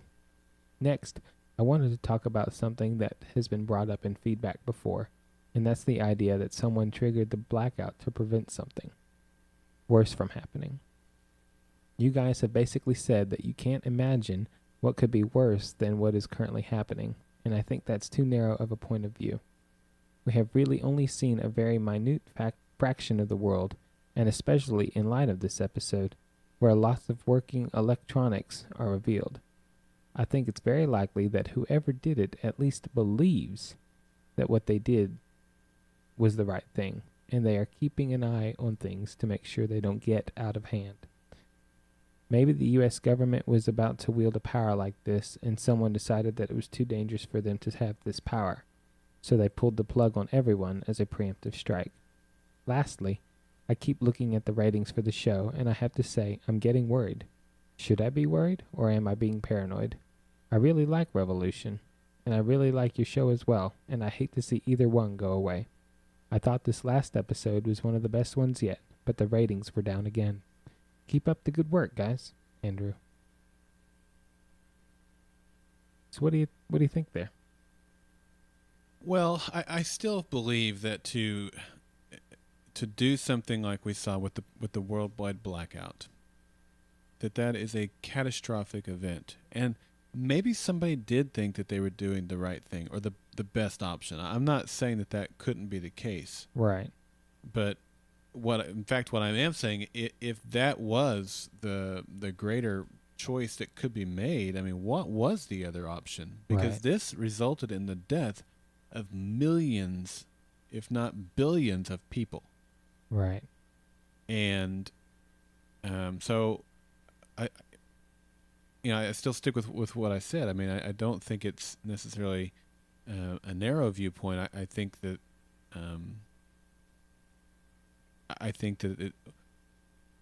I want to know what the other options were, what the motivation behind it was. Because to me, if it was done for the greater good, then holy cow, what was the alternative? If it was a preemptive strike, in other words, Right. you know.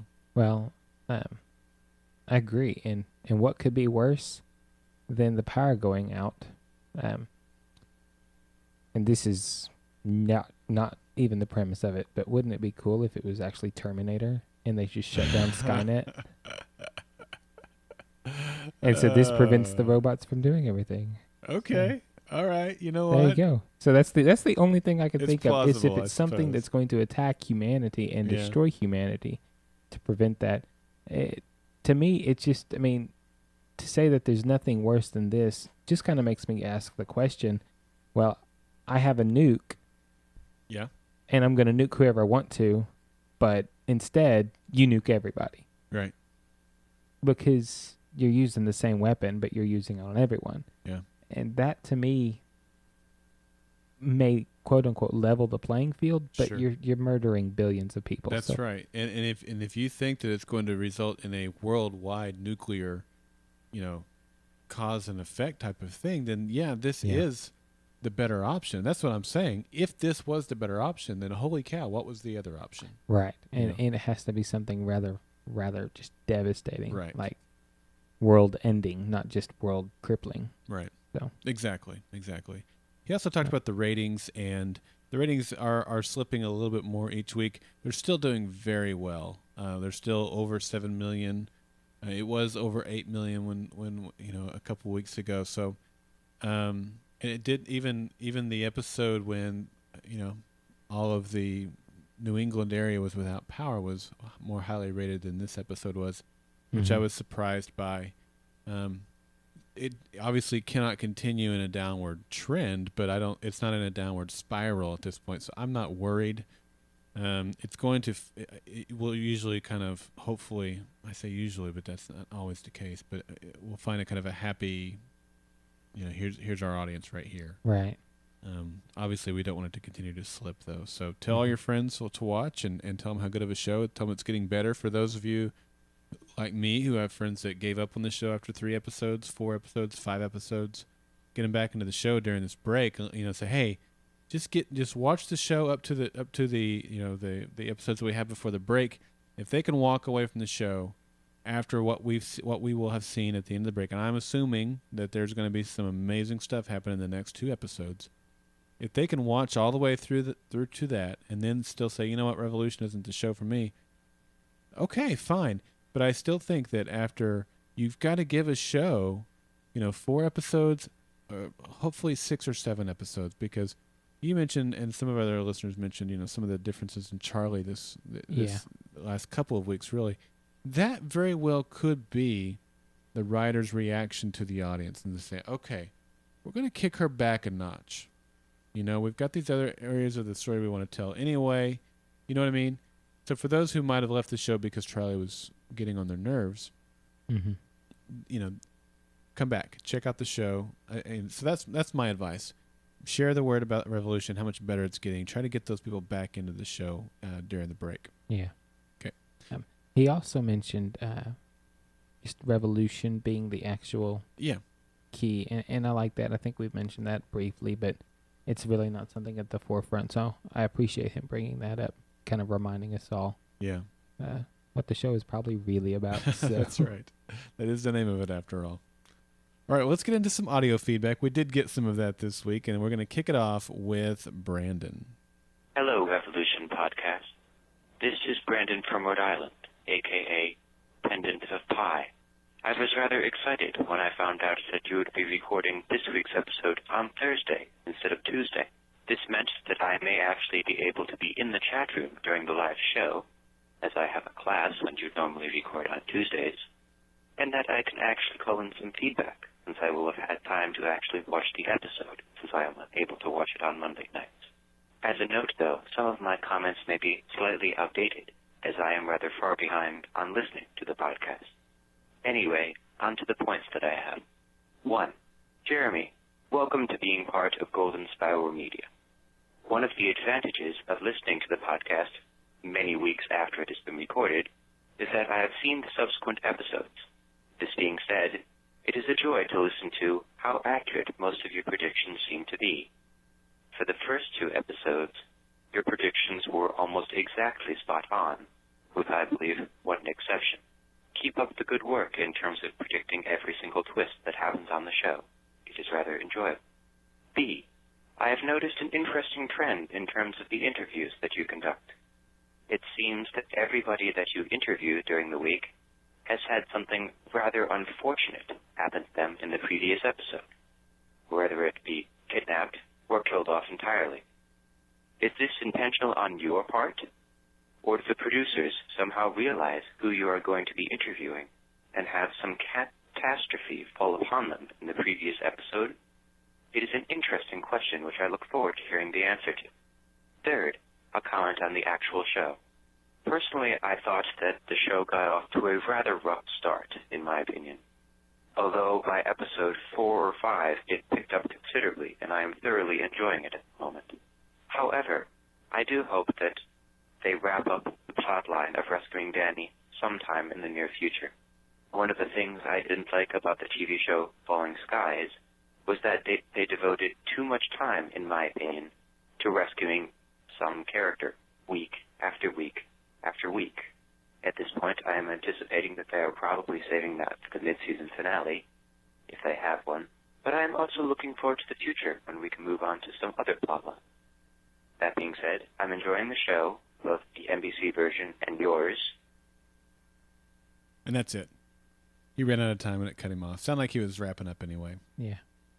All right. Thank you, Brandon, Pendant of Pi, who's in the live show right now. Yeah. Thoughts on his comments? Well, he kind of mentioned my accuracy at first, and I think I've started shooting more like Russell Westbrook of the Oklahoma City Thunder as of late. Yeah. So I'm hoping that all my limb picks are going to come out, kind of like Darth Vader, you know. Okay.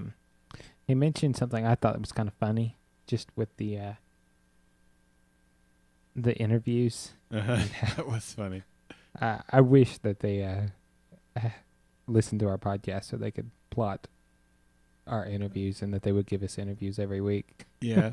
There's another, like the guy, Rob Cisternino does Rob has a podcast and he does the Survivor podcast, and he was on the show twice, and Survivor. So he's got, knows a few of the folks. And Boston Rob? No, not Boston Okay. Rob. Anyway, he interviews every week the person that got kicked off. Okay. Yeah, so that'd be cool if we got that set up. You know, whoever dies in the episode, we get to interview him the following week. That'd be be fun. nice. Yeah. But no, if something bad is happening to the characters, we're not associated with that. We can't be held liable for that.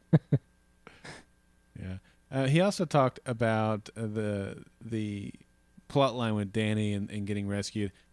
You know, look, I think they're right outside Philly. I think that may end up being the cliffhanger for the mid-season finale. Right. 2 weeks away, but it looks like it's about to come to an end. Something's got to happen there, right? Yeah, I think so too. So it's going to be a long 3 months, or I keep saying 3. It's going to be closer December, to 4. So. January, February, and most of March. It's going to be 4 months. Yeah, it's going to be long waiting for those answers. Yeah, it is. So, which probably means it's going to be a heck of a cliffhanger that they're going to leave us with. I'm hoping it's huge because this is bigger than a normal summer. Oh yeah, break. Yeah, so. It is. That's true. Good point. All right. Well, thank you, Brandon, for calling in. We appreciate your robot observer voice that you have. Let's move in to the next one, which is Josh. Hey, let's try hitting the right keyboard. This one over here. Hello, my name is Josh from Connecticut, and I wanted to leave a message for the Revolutions podcast. I just wanted to give my opinion about where I think the blackout came from. I have a feeling it was some sort of government weapon in order to stop another government from doing the same thing, kind of like a nuclear arms race, but with this stopping the electricity. What I think probably happened was they were developing a way to turn it back on once the weapon was used, but the other side turned theirs on too soon, before they were really ready.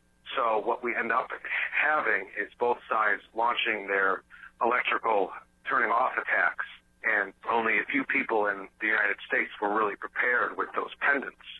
I hope to see if something like this pans out, and I'm really missing those Dad Hacker episodes. Hope you guys can make some more of those. Have a good day. All right. Well, he kind of mentions the weapon. I say kind of. He does mention the weapon and how it was created to destroy another weapon, possibly, or how another team turned theirs on first. We kind of mentioned that already. Yeah, we did. It expounds on that, but I mean, that's plausible. And, you know, the more people who give us the feedback, it just keeps making me wonder, is all of the power out across the world? Because what we see is the Americas. So North America, South America, and then Hawaii has a light, or what we propose to be Hawaii. Right. We're not sure if all of the power is out. So maybe another government did turn it off. So if that's the case, I'd be very interested to find out if, like, the kids, Maggie's kids, are still alive in Britain. What happened to all of those? So it's kind of interesting. It is interesting. I'm still sticking by it being a worldwide blackout, but yeah, but that still doesn't mean that it couldn't have been, you know, some sort of government entity trying to attack someone else or prevent some other attack. Mm-hmm. Now, he also asked about the Dad Hacker podcasts, and I appreciate that so much. We've got nothing but an overwhelming positive response from those podcasts. We've only done 2 episodes. You can find those over at goldenspiralmedia.com. We will be doing some more of those. We never had any intention of taking this much time off.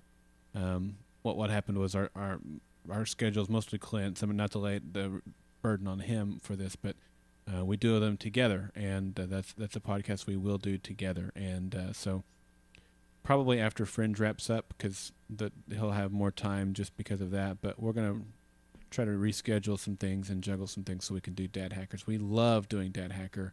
We've gotten great response out of it. So stick with us a little bit longer. We should get some of those episodes out for you. Okay, let's listen to the next one here. This comes in from Sheldon. Hey guys, I just finished listening to your podcast where you were discussing what happened, how is that better than having Randall weaponize the tech? And I have a theory. There is a conspiracy theory out there which we may or may not believe, that pharmaceutical companies have the cure for certain diseases, for example the common cold, but it's more lucrative in treatment than in cure. What if Randall, who works with the DoD, did commission Ben and his group to find new forms of electricity, and when they stumbled upon this, Randall saw an opportunity of his own. If he controlled all the electricity in the world, then he would be the most powerful person on earth. Countries, nations, people will have to come to him to lease electricity for their use. And what is a few million people dead in the pursuit of world domination? Now Ben and his group found out about Randall's plan and created a failsafe, these 12 pendants. All 12 has to be in the same location at the same time to have a stable field of electricity. And this was Ben's way of preventing Randall from turning on the machine. Now Randall has access to the technology because he works for the DoD, and any technology created while in contract of the DoD belongs to the DoD. But Randall still turned on the machine because either he thought Ben was lying as far as the failsafe is concerned, or he thought that he could easily reacquire the 12 pendants, or even he had the 12 pendants originally and Ben stole it from them. But either way, it is taking longer than he originally thought to gain control of the electricity. Anyway, that is my theory. I can't wait to see if it actually comes true. You guys are doing a great job, and I can't wait to hear what you guys think. Thanks. Bye. All right. Well, fail safe. That's an interesting thought. I hadn't really considered about turning off the power to spite your world domination boss. I like it though. I like the theory. I mean, it's as good as anything we've heard so far. Yeah. Oh yeah, definitely. And I have the Pinky and the Brain song in my head now. So what are we going to do today, Pinky? Or Brain. You know what though? Here's the thing. What I'm not sure about, and that's nothing to do with this theory. I like the theory. I'm not going to shoot any holes in it. I think it's, like I said, it's as good as anything we've thrown out there. I like it. But I'm trying to think about what Flynn is doing. Because he knows where the pendants are. He can track them. Right. He doesn't seem to be concerned about their locations. He seems to be concerned about the one that Monroe has. Mm-hmm. And he tells Grace that she's going to do something about it. Right. So that's what I'm not sure about in his theory. If Randall is desiring to get the pendants and take control, I don't know. I think he would be more concerned with the other pendants. Yeah, I don't know if it would have taken him 15 years to be in the position he's in now. I mean, that's true too. If he was plotting all of this, if this was something that he had intended, I mean, I'd give it a few years maybe, but if he was smart and if he was as cold as he appears to be, I would have assumed he would have just killed everybody for their pendants within a year before they scattered. Yeah. So it kind of surprises me that they would, that he, if this theory is true, that he would allow them to live so long, that or not take the pendants.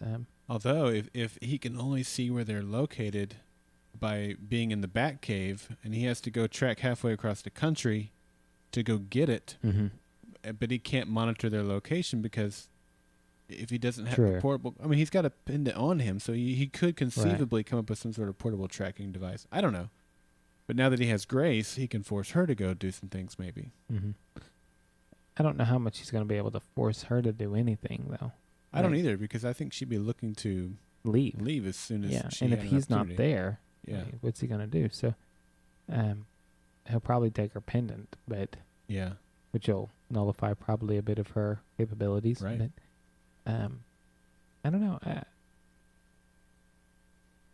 I'm interested to see where this is going to go as much as anybody, but I don't really say that. I mean, I can't say that he's plotting it just yet. I know that he's in on it.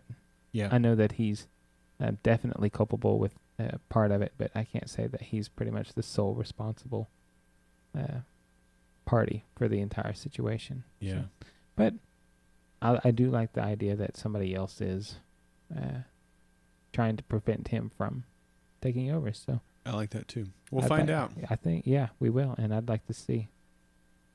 All right. Well, thank you so much for sending that in, Sheldon. We appreciate that. Let's move on back into our written feedback. This one comes in from Aaron, and probably not the Aaron that's just outside of Philly right now. Aaron says, "Gents, where to begin? Charlie." And then he breaks it down into characters, which we love. Okay, Charlie. Wanted to choke her for the first few episodes. Yeah, I know she's at that age where the world is seen through rose-colored glasses, but come on. The stuff she lived through and had to have seen, she should be a lot more hardened than naive. I like where I like where her character is headed now. Miles, starting to lose the edge that he had in the first couple of episodes. He should have just punched Aaron and took the pendant. Aaron, I'm happy that he is toughening up, but I don't think that I will ever take him seriously as a tough guy. Rachel, she just needs to die, hopefully while being exposed as a traitor in front of her 2 kids. Tom, love his character. I see him at some point getting fed up with Monroe and taking over. Monroe, he is such a weasel. You can see how he never wants to get his hands dirty. He has everyone else do it for him. He won't last long. He is too greedy. Grace and Randall. We'll see how that works out. I love the show overall, and as it has been so far, the last scene with Randall and Grace was interesting. We know that she isn't fond of him at all, which begs the question to what he is holding over her head. That sweeping shot of what may be a hanger or whatever it was made me really worry about where the series is headed. If they go the route of aliens, time travel, etc., I will stop watching and supporting the show. In my opinion, if they do that, then the writers took the easy way out. They then should have just made it a miniseries.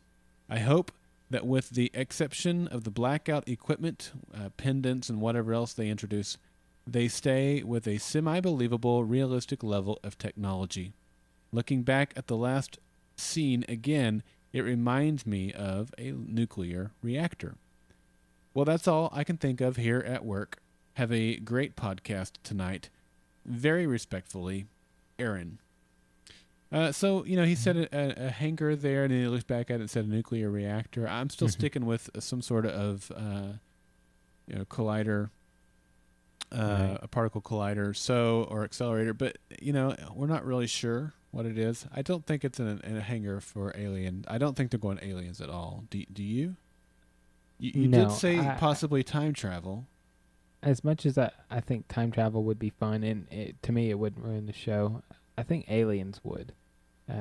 Okay. There's a certain movie that came out a few years back that the last 5 minutes dealt with aliens, and it killed the entire movie. Yeah, I know which one you're talking about. If you've seen it, you know what it is. Yeah.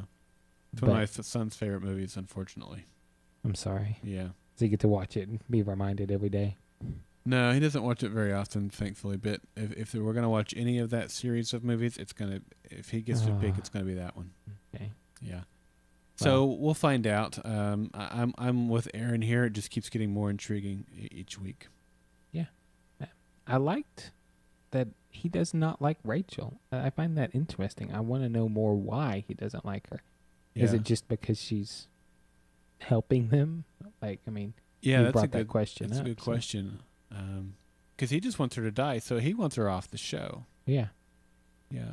Yeah, tell us more about that, Aaron. I'm glad you brought that up, because I love the Rachel character. I love all the I don't trust her. There's more to her than I can figure out. All that stuff makes her more intriguing to me. Makes me want her to stick around. But yeah, he says he wants her off the show. So yeah, tell us more about that. Everything else he said, I pretty much agree with. I mean, he talks about Charlie and how she's getting better, how she should have been more hardened earlier, and I agree with all of that. And he likes Tom, which I think right now most of us like Tom. Oh, and he mentioned that he doesn't think Monroe will last very long. Oh, that's right, he did. I want to say welcome to the club. It's so far only 2. So a club of 2. Hey, it's all you need, right? I suppose. All right. Well, the next feedback comes from Rick in Wisconsin. So we have another Wisconsinite. That's right. And he says, I am a recent listener to your podcast. Since Lost ended, I have only listened to one podcast per TV show I am watching, until Revolution. After sampling 9 different podcasts, I have to say yours is the best. I'm trying to figure out if Tom is really loyal or just wants his wife to think so. What do you think? I have been trying to figure out why the power was shut off, and the only thing I can think of is to prevent an even greater loss of life. I am thinking maybe to stop a nuclear attack or an all-out war. What do you think of that idea? Again, that's from Rick in Wisconsin. Yeah, so that seems to be more of a prevalent theory tonight with several folks as far as trying to create or prevent rather some sort of perhaps worldwide nuclear destruction. Holocaust. Yeah. Maybe I'm just going to have to buy into this because it seems like everybody's bringing it up, and I'm trying to resist it. But yeah, resistance is futile. Apparently, I will be assimilated. So that's right. No, I think if they're trying to prevent a nuclear war, I could buy that. I mean, if you're saying that the weapon is, what's that movie that came out in the 80s? That War Games. Footloose came out in the 80s. Yeah, thanks. Anywho, if something like that is going to happen if everybody's going to launch their nukes and kill everybody, and that's what you're trying to prevent. I can understand that because that's really what we would believe is pretty unsurvivable. So maybe it's a good theory. I'll keep an eye on it, but still gonna poo-poo it for now. I'm gonna poo-poo it for now, but all right.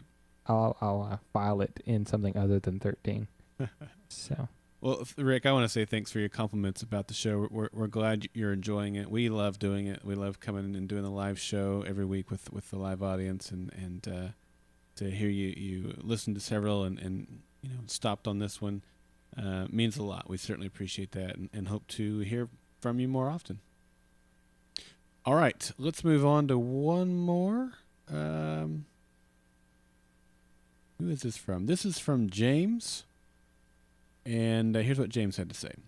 Hey guys, love the podcast and really like the ideas that I hear talked about on your show. And here are some points he wants to talk about. A, the pendant locations. I couldn't help myself and geeked out when I saw the map in Randall's Bat Cave right at the end of the episode. I paused it and tried to figure out the locations of each of the pendants we could see on his monitor. Here's what I was able to come up with. So here are the locations of the pendants that he saw. Philadelphia, obviously. Number 2, Monroe, Wisconsin. Nice little Easter egg there. Number 3, Waterloo, Illinois, just south of St. Louis. Wasn't there a reference to a battle near here in an earlier episode? Yes, there was. Number 4, Decatur, Illinois. Not really sure of this one, but it's at least close to there. Number 5, Wichita Falls, Texas. Again, not really sure, but close to that spot at least. Number 6, Walterboro, South Carolina, just inland from Charleston, South Carolina. Number 7, what appears to be a random location in southwest Wyoming amongst at the Utah... almost at the Utah/Idaho/Wyoming border. Maybe this will be important, maybe not, but at least it gives us something to chew on. And then the second part is about the machines. Was fairly interested in the machine that Rachel was working on near the end, then realized that Randall's Bat Cave is in the center of a giant version of what Rachel was building. Then he gives some information that was in the preview for next week that I'm going to not read because it's spoilery. I will stop trying to read it then. That's why I had it X'd out. He says, keep up the good work. Sincerely, James from the California Commonwealth, formerly known as Oregon. I love it when they tie in their sign on to the show. The show. Definitely. All right. So thank you so much for your feedback. Here's what I observed, and I didn't go back and look at it in detail because I had planned to, and then I saw your email come in. So I was like, oh, sweet, somebody did the work for me. But I also noticed the one in Monroe, Wisconsin. I didn't know it was Monroe, Wisconsin, but I looked Monroe up on the map, and geographically it was exactly where I thought it was. So that was a cool Easter egg that you found there. The one on St. Louis, I agree. I thought it was in St. Louis, but again, I think you're right on that. Decatur, I have nothing to add. Here's what I can tell you about Wichita Falls. I lived in Wichita Falls actually for 2 years. There is an Air Force base there. And when I saw it on the map, I wasn't sure. It could have been Wichita Falls. I think that's very likely where it was. If not, about an hour and a half straight north of Wichita Falls is Lawton, Oklahoma, where there is an Army base there. And so that made me wonder, are all of these locations, do they all have significant military, tie-ins? I do think it's Wichita Falls, Texas. But when I looked at it, it seemed to be south enough to be Wichita Falls. But there's an Air Force base there. Shepherd Air Force Base is there. So those are my thoughts on them. I don't know, and I saw the one in South Carolina too, and I wondered, Miles and Monroe were at. I always forget this. Whatever military base they were at that was in South Carolina, where we saw them go AWOL. I can't help you with that. I don't know why I'm not thinking of that at the time currently, but Anyway, so maybe all these have military locations. I don't know. But I'm so glad that you looked all these up and told us their geographical locations. So that helps us kind of start thinking about the significance of those spots. Yeah. I got a kick out of number 7. He says it's a random location in Wyoming or near Utah, Idaho, and Wyoming border. So, hey, we get a city from all of them, but maybe that just tells us something of the nature of Wyoming. Maybe there's an old missile silo there. Ooh. Maybe so. There probably is. They're everywhere. So, Well, not everywhere, but there are definite ones out there. That'd be interesting. All right. Well, thank you so much, James, for sending that in. We appreciate that. Hope to hear from you again. All right. Jack from the UK says, "Hi, Daryl and Jeremy. Just seen the latest episode of Revolution. Here's my feedback. Overall, I thought the episode was good, and I am now really enjoying the storyline of Charlie trying to get her brother back, which will probably mean Monroe and Miles will meet again, which I cannot wait for. At first, I thought the pacing was too fast, and they wouldn't have enough story to tell for many seasons, but now I see there are so many places the show can go. This week's episode was good with a great cliffhanger at the end of the episode, but for me, we didn't really find out much this episode apart from how brutal. The brutalness of Monroe's regime. Right. My only worry is the ratings. They hit a series low this week. I hope they recover because this is turning out to be a great show. Loving the podcast, Jack P. from the UK." Thank you, Jack. And another one talks about the ratings. Yeah, and like I said, they were at a series low, but they're still high. They're over 7 million. I mean, we want them to be 8-9 million. That's where it started out.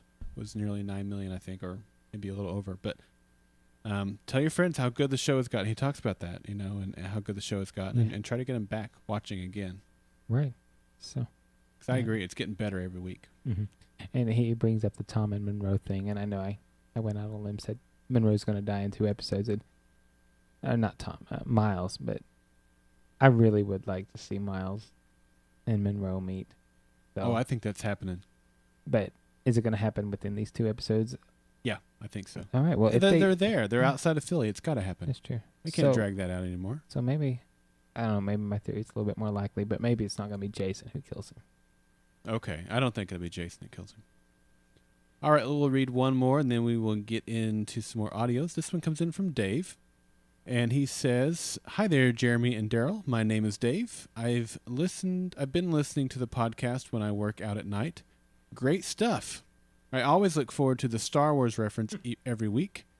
I'd love to hear your guys' thoughts on Disney's choice for writer and director for Episode 7. Jeremy, I'm going to let you take that.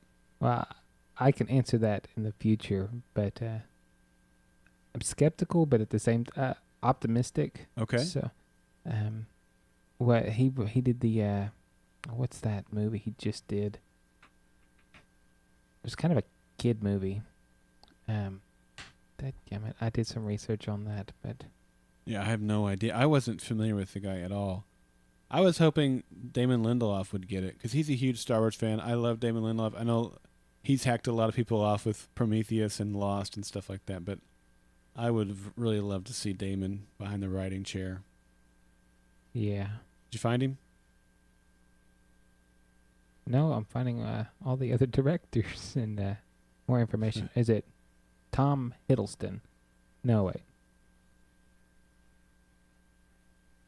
I'm sorry. I cannot remember who actually was confirmed, but he did a couple of recent, or a recent movie, and Toy Story. That's it. Somebody in the chat reminded me he did Toy Story 3. Oh, did he really? So, and I believe that is correct. That's Pendant of Pie who brings that up. And okay. So, he did a great job with Toy Story. He's been pretty popular in the movies that he did. So, I'm interested. I'm not gonna say, oh no. I've heard some rumors about the movies. Lucasfilm doing something like 2 to 3 movies a year, but that would be all of their products, not just Star Wars. Star Wars, yeah. But it sounds like they're really going to start pushing these things out, and I'm hoping that if this director can take over and maybe re-energize, not that you really need to re-energize Star Wars, but as far as the movies go, maybe you do. So yeah. But I don't know. There's more I can talk about, maybe blog about. Yeah. That way I actually have the author's, not the author, the director's name in front of me. So. Well, you said you were skeptically optimistic. Yes. That's an interesting phrase. So we'll see. I'm kind of the same way Jeremy is on that.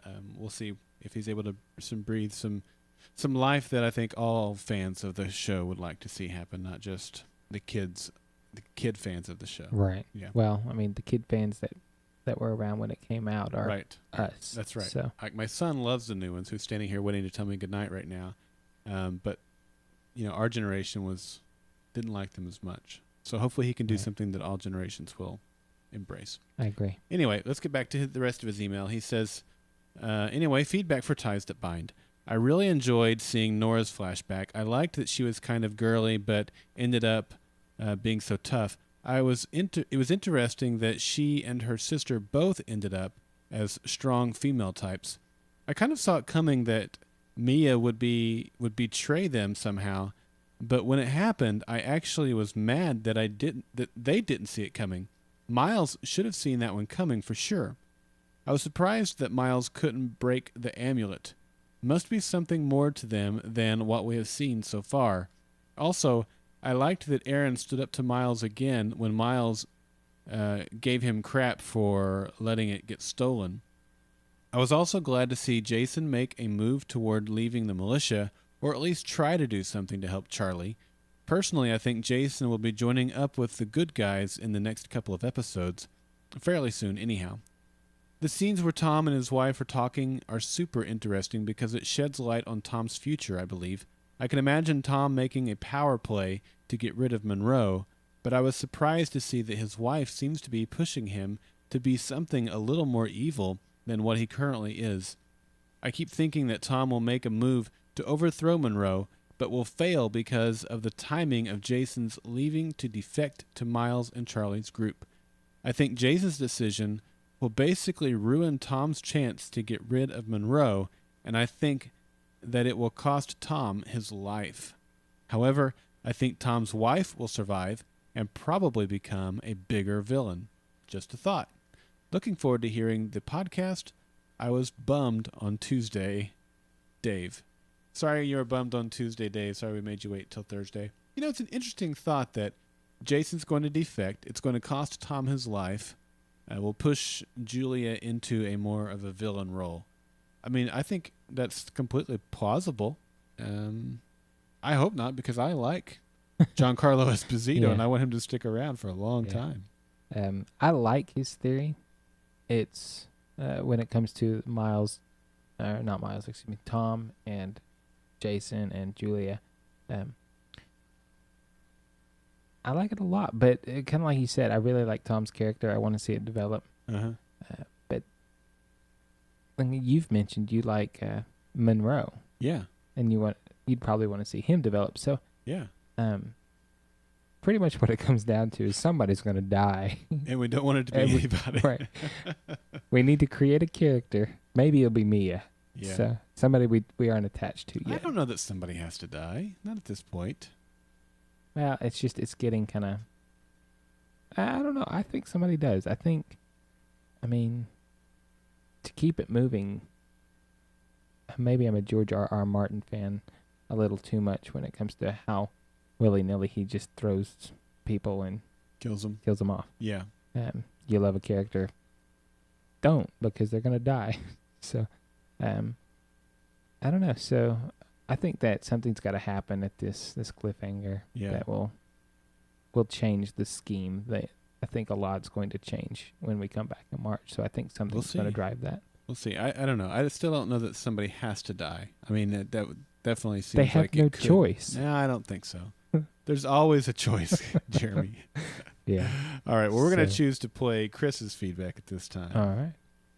Hey, Daryl and Jeremy, as well as listeners of the Revolution podcast. This is Chris sending in feedback from New York about Ties That Bind. Good episode. I did not see Nora's sister betraying them coming. That really blew me away. I didn't expect that to happen at all. And initially, I thought that she was sympathetic toward the militia, but then it turned out that no, not so much. It was just that she was trying to keep Nora safe and keep her alive. And I think that that is very close to the kind of thing that we tend to see on Fringe, which is, how far will you go for someone that you love, someone that you care about and love? And that's kind of what this episode, I think, was examining. I think that the theory regarding Tom rebelling against Monroe and maybe even becoming a bit sympathetic toward the resistance is becoming more and more likely, because we see some facial expressions on Tom throughout this episode that I think are very telling. And there's also a couple of scenes that are very telling. One in particular is near the end of the episode when Julia suggests a mutiny. And Tom initially says, don't ever say that. Not to anyone. Not to me, not to anyone. But it seems like he sort of warms up to the idea a bit when, not too long after, he says, and I suppose you have somebody in mind, do you? So it looks like he, too, is not really on board with what Monroe is doing, and I think that it's very possible that he is going to try to do something to overthrow him and take that title himself. That could be why he wasn't really all that interested or excited when he was promoted, because he wants Monroe's position. Just a thought. I am going to briefly take us back last week to the Children's Crusade. I just wanted to point out this parallel that I made. So there is a scene during the Children's Crusade when Rachel and Danny are together in a room. It's near the beginning of the episode. And that scene really made me think a lot of a Star Trek Deep Space Nine episode called Wrongs Darker Than Death or Night. And in this episode, one of our main characters, Kira, has spent her life believing that her mother died in a concentration camp that was established during a time period when another race of beings called the Cardassians invaded their people, the Bajorans. And she learns as an adult in this episode that her mother did not die in a concentration camp like she had spent her life believing, but instead had sort of become sympathetic toward the Cardassians. She was basically taken in as a ward, if you will, or a prisoner, by the head warlord, Gul Dukat, and she fell in love with him, and they developed a relationship with each other. And Kira found out about that by using a time travel device, if you will. And when she found that out, she was completely horrified, and she could not believe that her mother would do something like that. And she said, "How could you betray our people like this?" And her mother says, "Don't judge me. He's kept me comfortable here. He's not the evil man that you think he is." During the episode when Rachel and Danny eat together, I think they're in a room together near the beginning of the episode, really reminded me of that. Just because it seemed like Danny was pointing out that we're in a prison here, and it seemed like Rachel was kind of defending Monroe to a certain extent and saying that it's not as bad here as you think it is, something like that. I don't remember exactly what it is that she said, but it seemed like she was sort of defending her position. So even though she is a prisoner like Danny is, so maybe we'll see Rachel develop a sense of Stockholm Syndrome. I don't know. It's just a thought. I don't know if we're going to go down that route. I'm kind of hoping we aren't going to. But thanks a lot for listening to me. I love your podcast. And I'm signing out. Bye-bye. All right. Deep Space Nine. Yeah, it was a great analogy, or not really analogy, just seems like a parallel story almost. Yeah, I like how he brought that up. It kind of actually makes me think of something I didn't really consider before. I mean, maybe she's not as evil as I want her to be. Maybe she's just learned to survive, learned to live, and she's comfortable. So it's Stockholm Syndrome, maybe? He said he didn't want to throw that out there, but I mean, that's essentially what it is. I don't know. I'm not willing to say that. I think that she's there. She's playing an active role. Yeah. And it's not because of Stockholm Syndrome. Okay. Well, she turned herself in, so... Right, and that's part of the reason I say that. Yeah. I don't know. I'm kind of stuck on Deep Space Nine. So... He mentioned Cardassians, and I'm sorry for the Jersey Shore or something. I was about to say I'm sorry for bringing this up, but all I can think of is Kardashian. I don't know. I know it's terrible, isn't it? Yeah, it's so sad. It's ruined it. Well, when he said it, I'm like, that's not how you say it, and I'm like, wait a second, it totally is. Yeah. So yeah, That's what modern TV does to you. Yeah, good stuff, Chris. Thank you so much for sending that in. And Voyager was better. No, well, no, I like them both disagree. equally. Deep Space Nine was better. Next Generation ruled them all. All right, one last audio feedback. This comes in from Smurf. Hello, this is feedback for the Revolution podcast. This is Smurf from Atlanta again. And I'm only calling real quick just to say that Charlie is still annoying me. I don't know what it is. I think it has to do with how much I like Fringe and the distinction between, or the comparison between her character and Etta. Now, their circumstances are factually different, but conceptually they're the same. World ending, parents gone, and all that jazz. And the way that characters are portrayed and the acting by the characters is just night and day.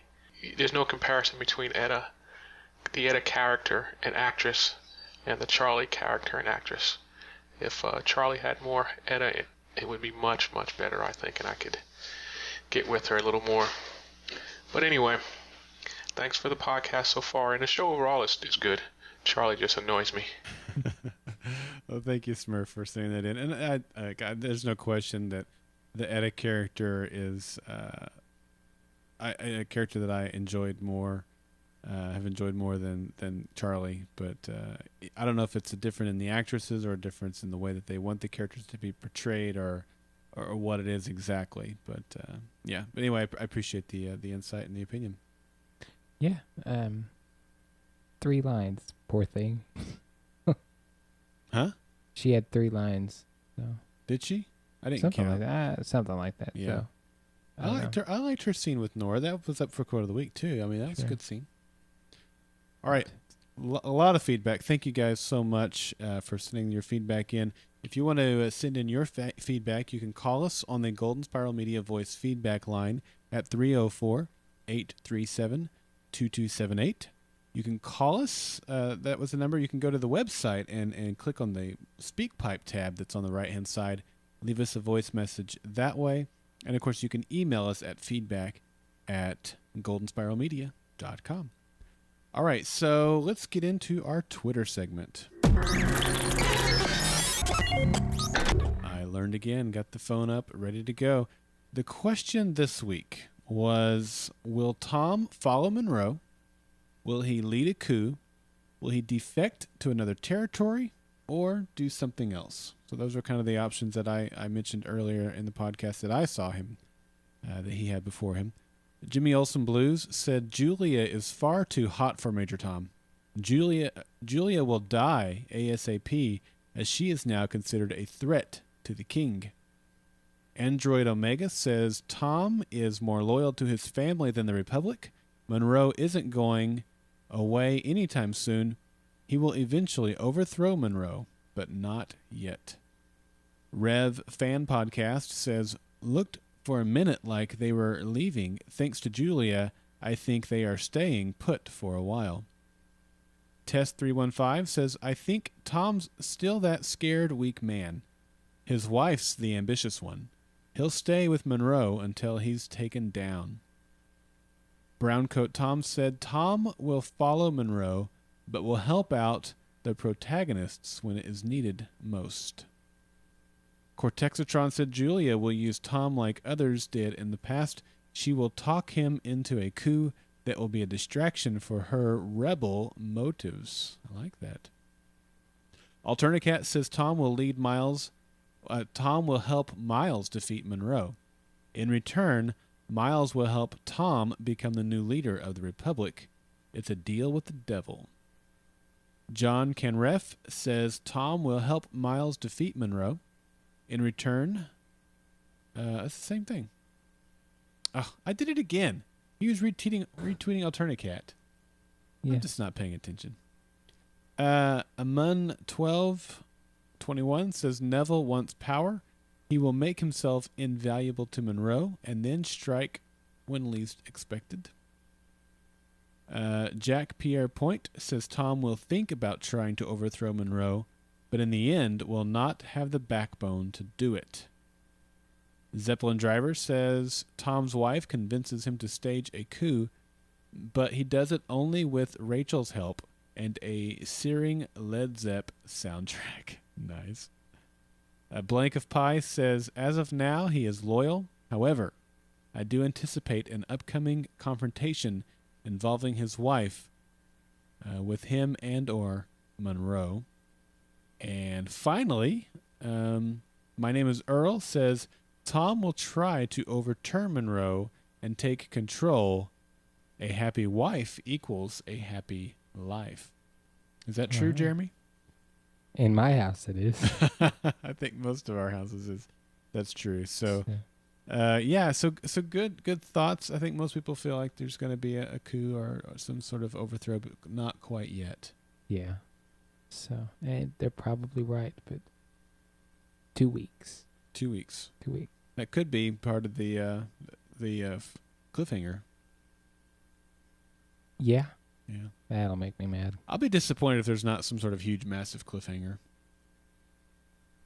It's got to be huge because, like you said, it's taking off as much as the summer would be. So it's got to be a season finale type of cliffhanger. I think it does, but I don't know if I'll necessarily be disappointed, but I definitely will be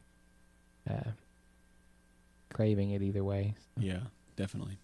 All right, well, this has been the longest podcast ever, and we're gonna wrap it up now. Again, thank you guys for sticking with us through this long episode. We'll be back to our normal Tuesday schedule next week with 2 podcasts in a more digestible size. We hope that you have enjoyed this podcast, long as it is, and thanks again to everybody who sent in feedback. You guys have the best ideas, and we love hearing them week in and week out. You can follow us on Twitter at GSM Podcasts. Hook up with us on Facebook over at facebook.com/Golden Spiral Media. Thanks again to everybody who has been leaving iTunes reviews for us. We're still the top-rated, top-ranked iTunes podcast for Revolution. We certainly are very appreciative of that. And if you want to help pay the bills and support us here at Golden Spiral Media, head on over to goldenspiralmedia.com/revolution or support rather for the support page. Yeah. Mm-hmm. Sorry, I was trying to think ahead about my sign off. I have not come up with a sign off yet. Well, I'm just gonna rectify a mistake I made earlier. So. Oh, you are? Yeah. With your sign off? Yeah. I'll tell you what. Here's what I'll do, Jeremy. I don't know when I'll see you again, but I'm quite sure that I am not going to kiss you on your way out tonight. Thank you. And what's yours? See you, Space Cowboy. All right.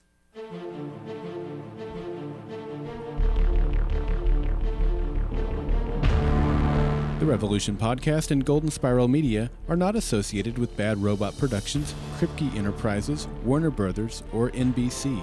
Golden Spiral Media's use of any and all copyrighted material is only for parody, news analysis, critique, or educational purposes as provided within United States Code Title 17, aka Fair Use. For advertising opportunities, live show, and other Golden Spiral Media podcast productions, visit goldenspiralmedia.com. Copyright 2012, Golden Spiral Media.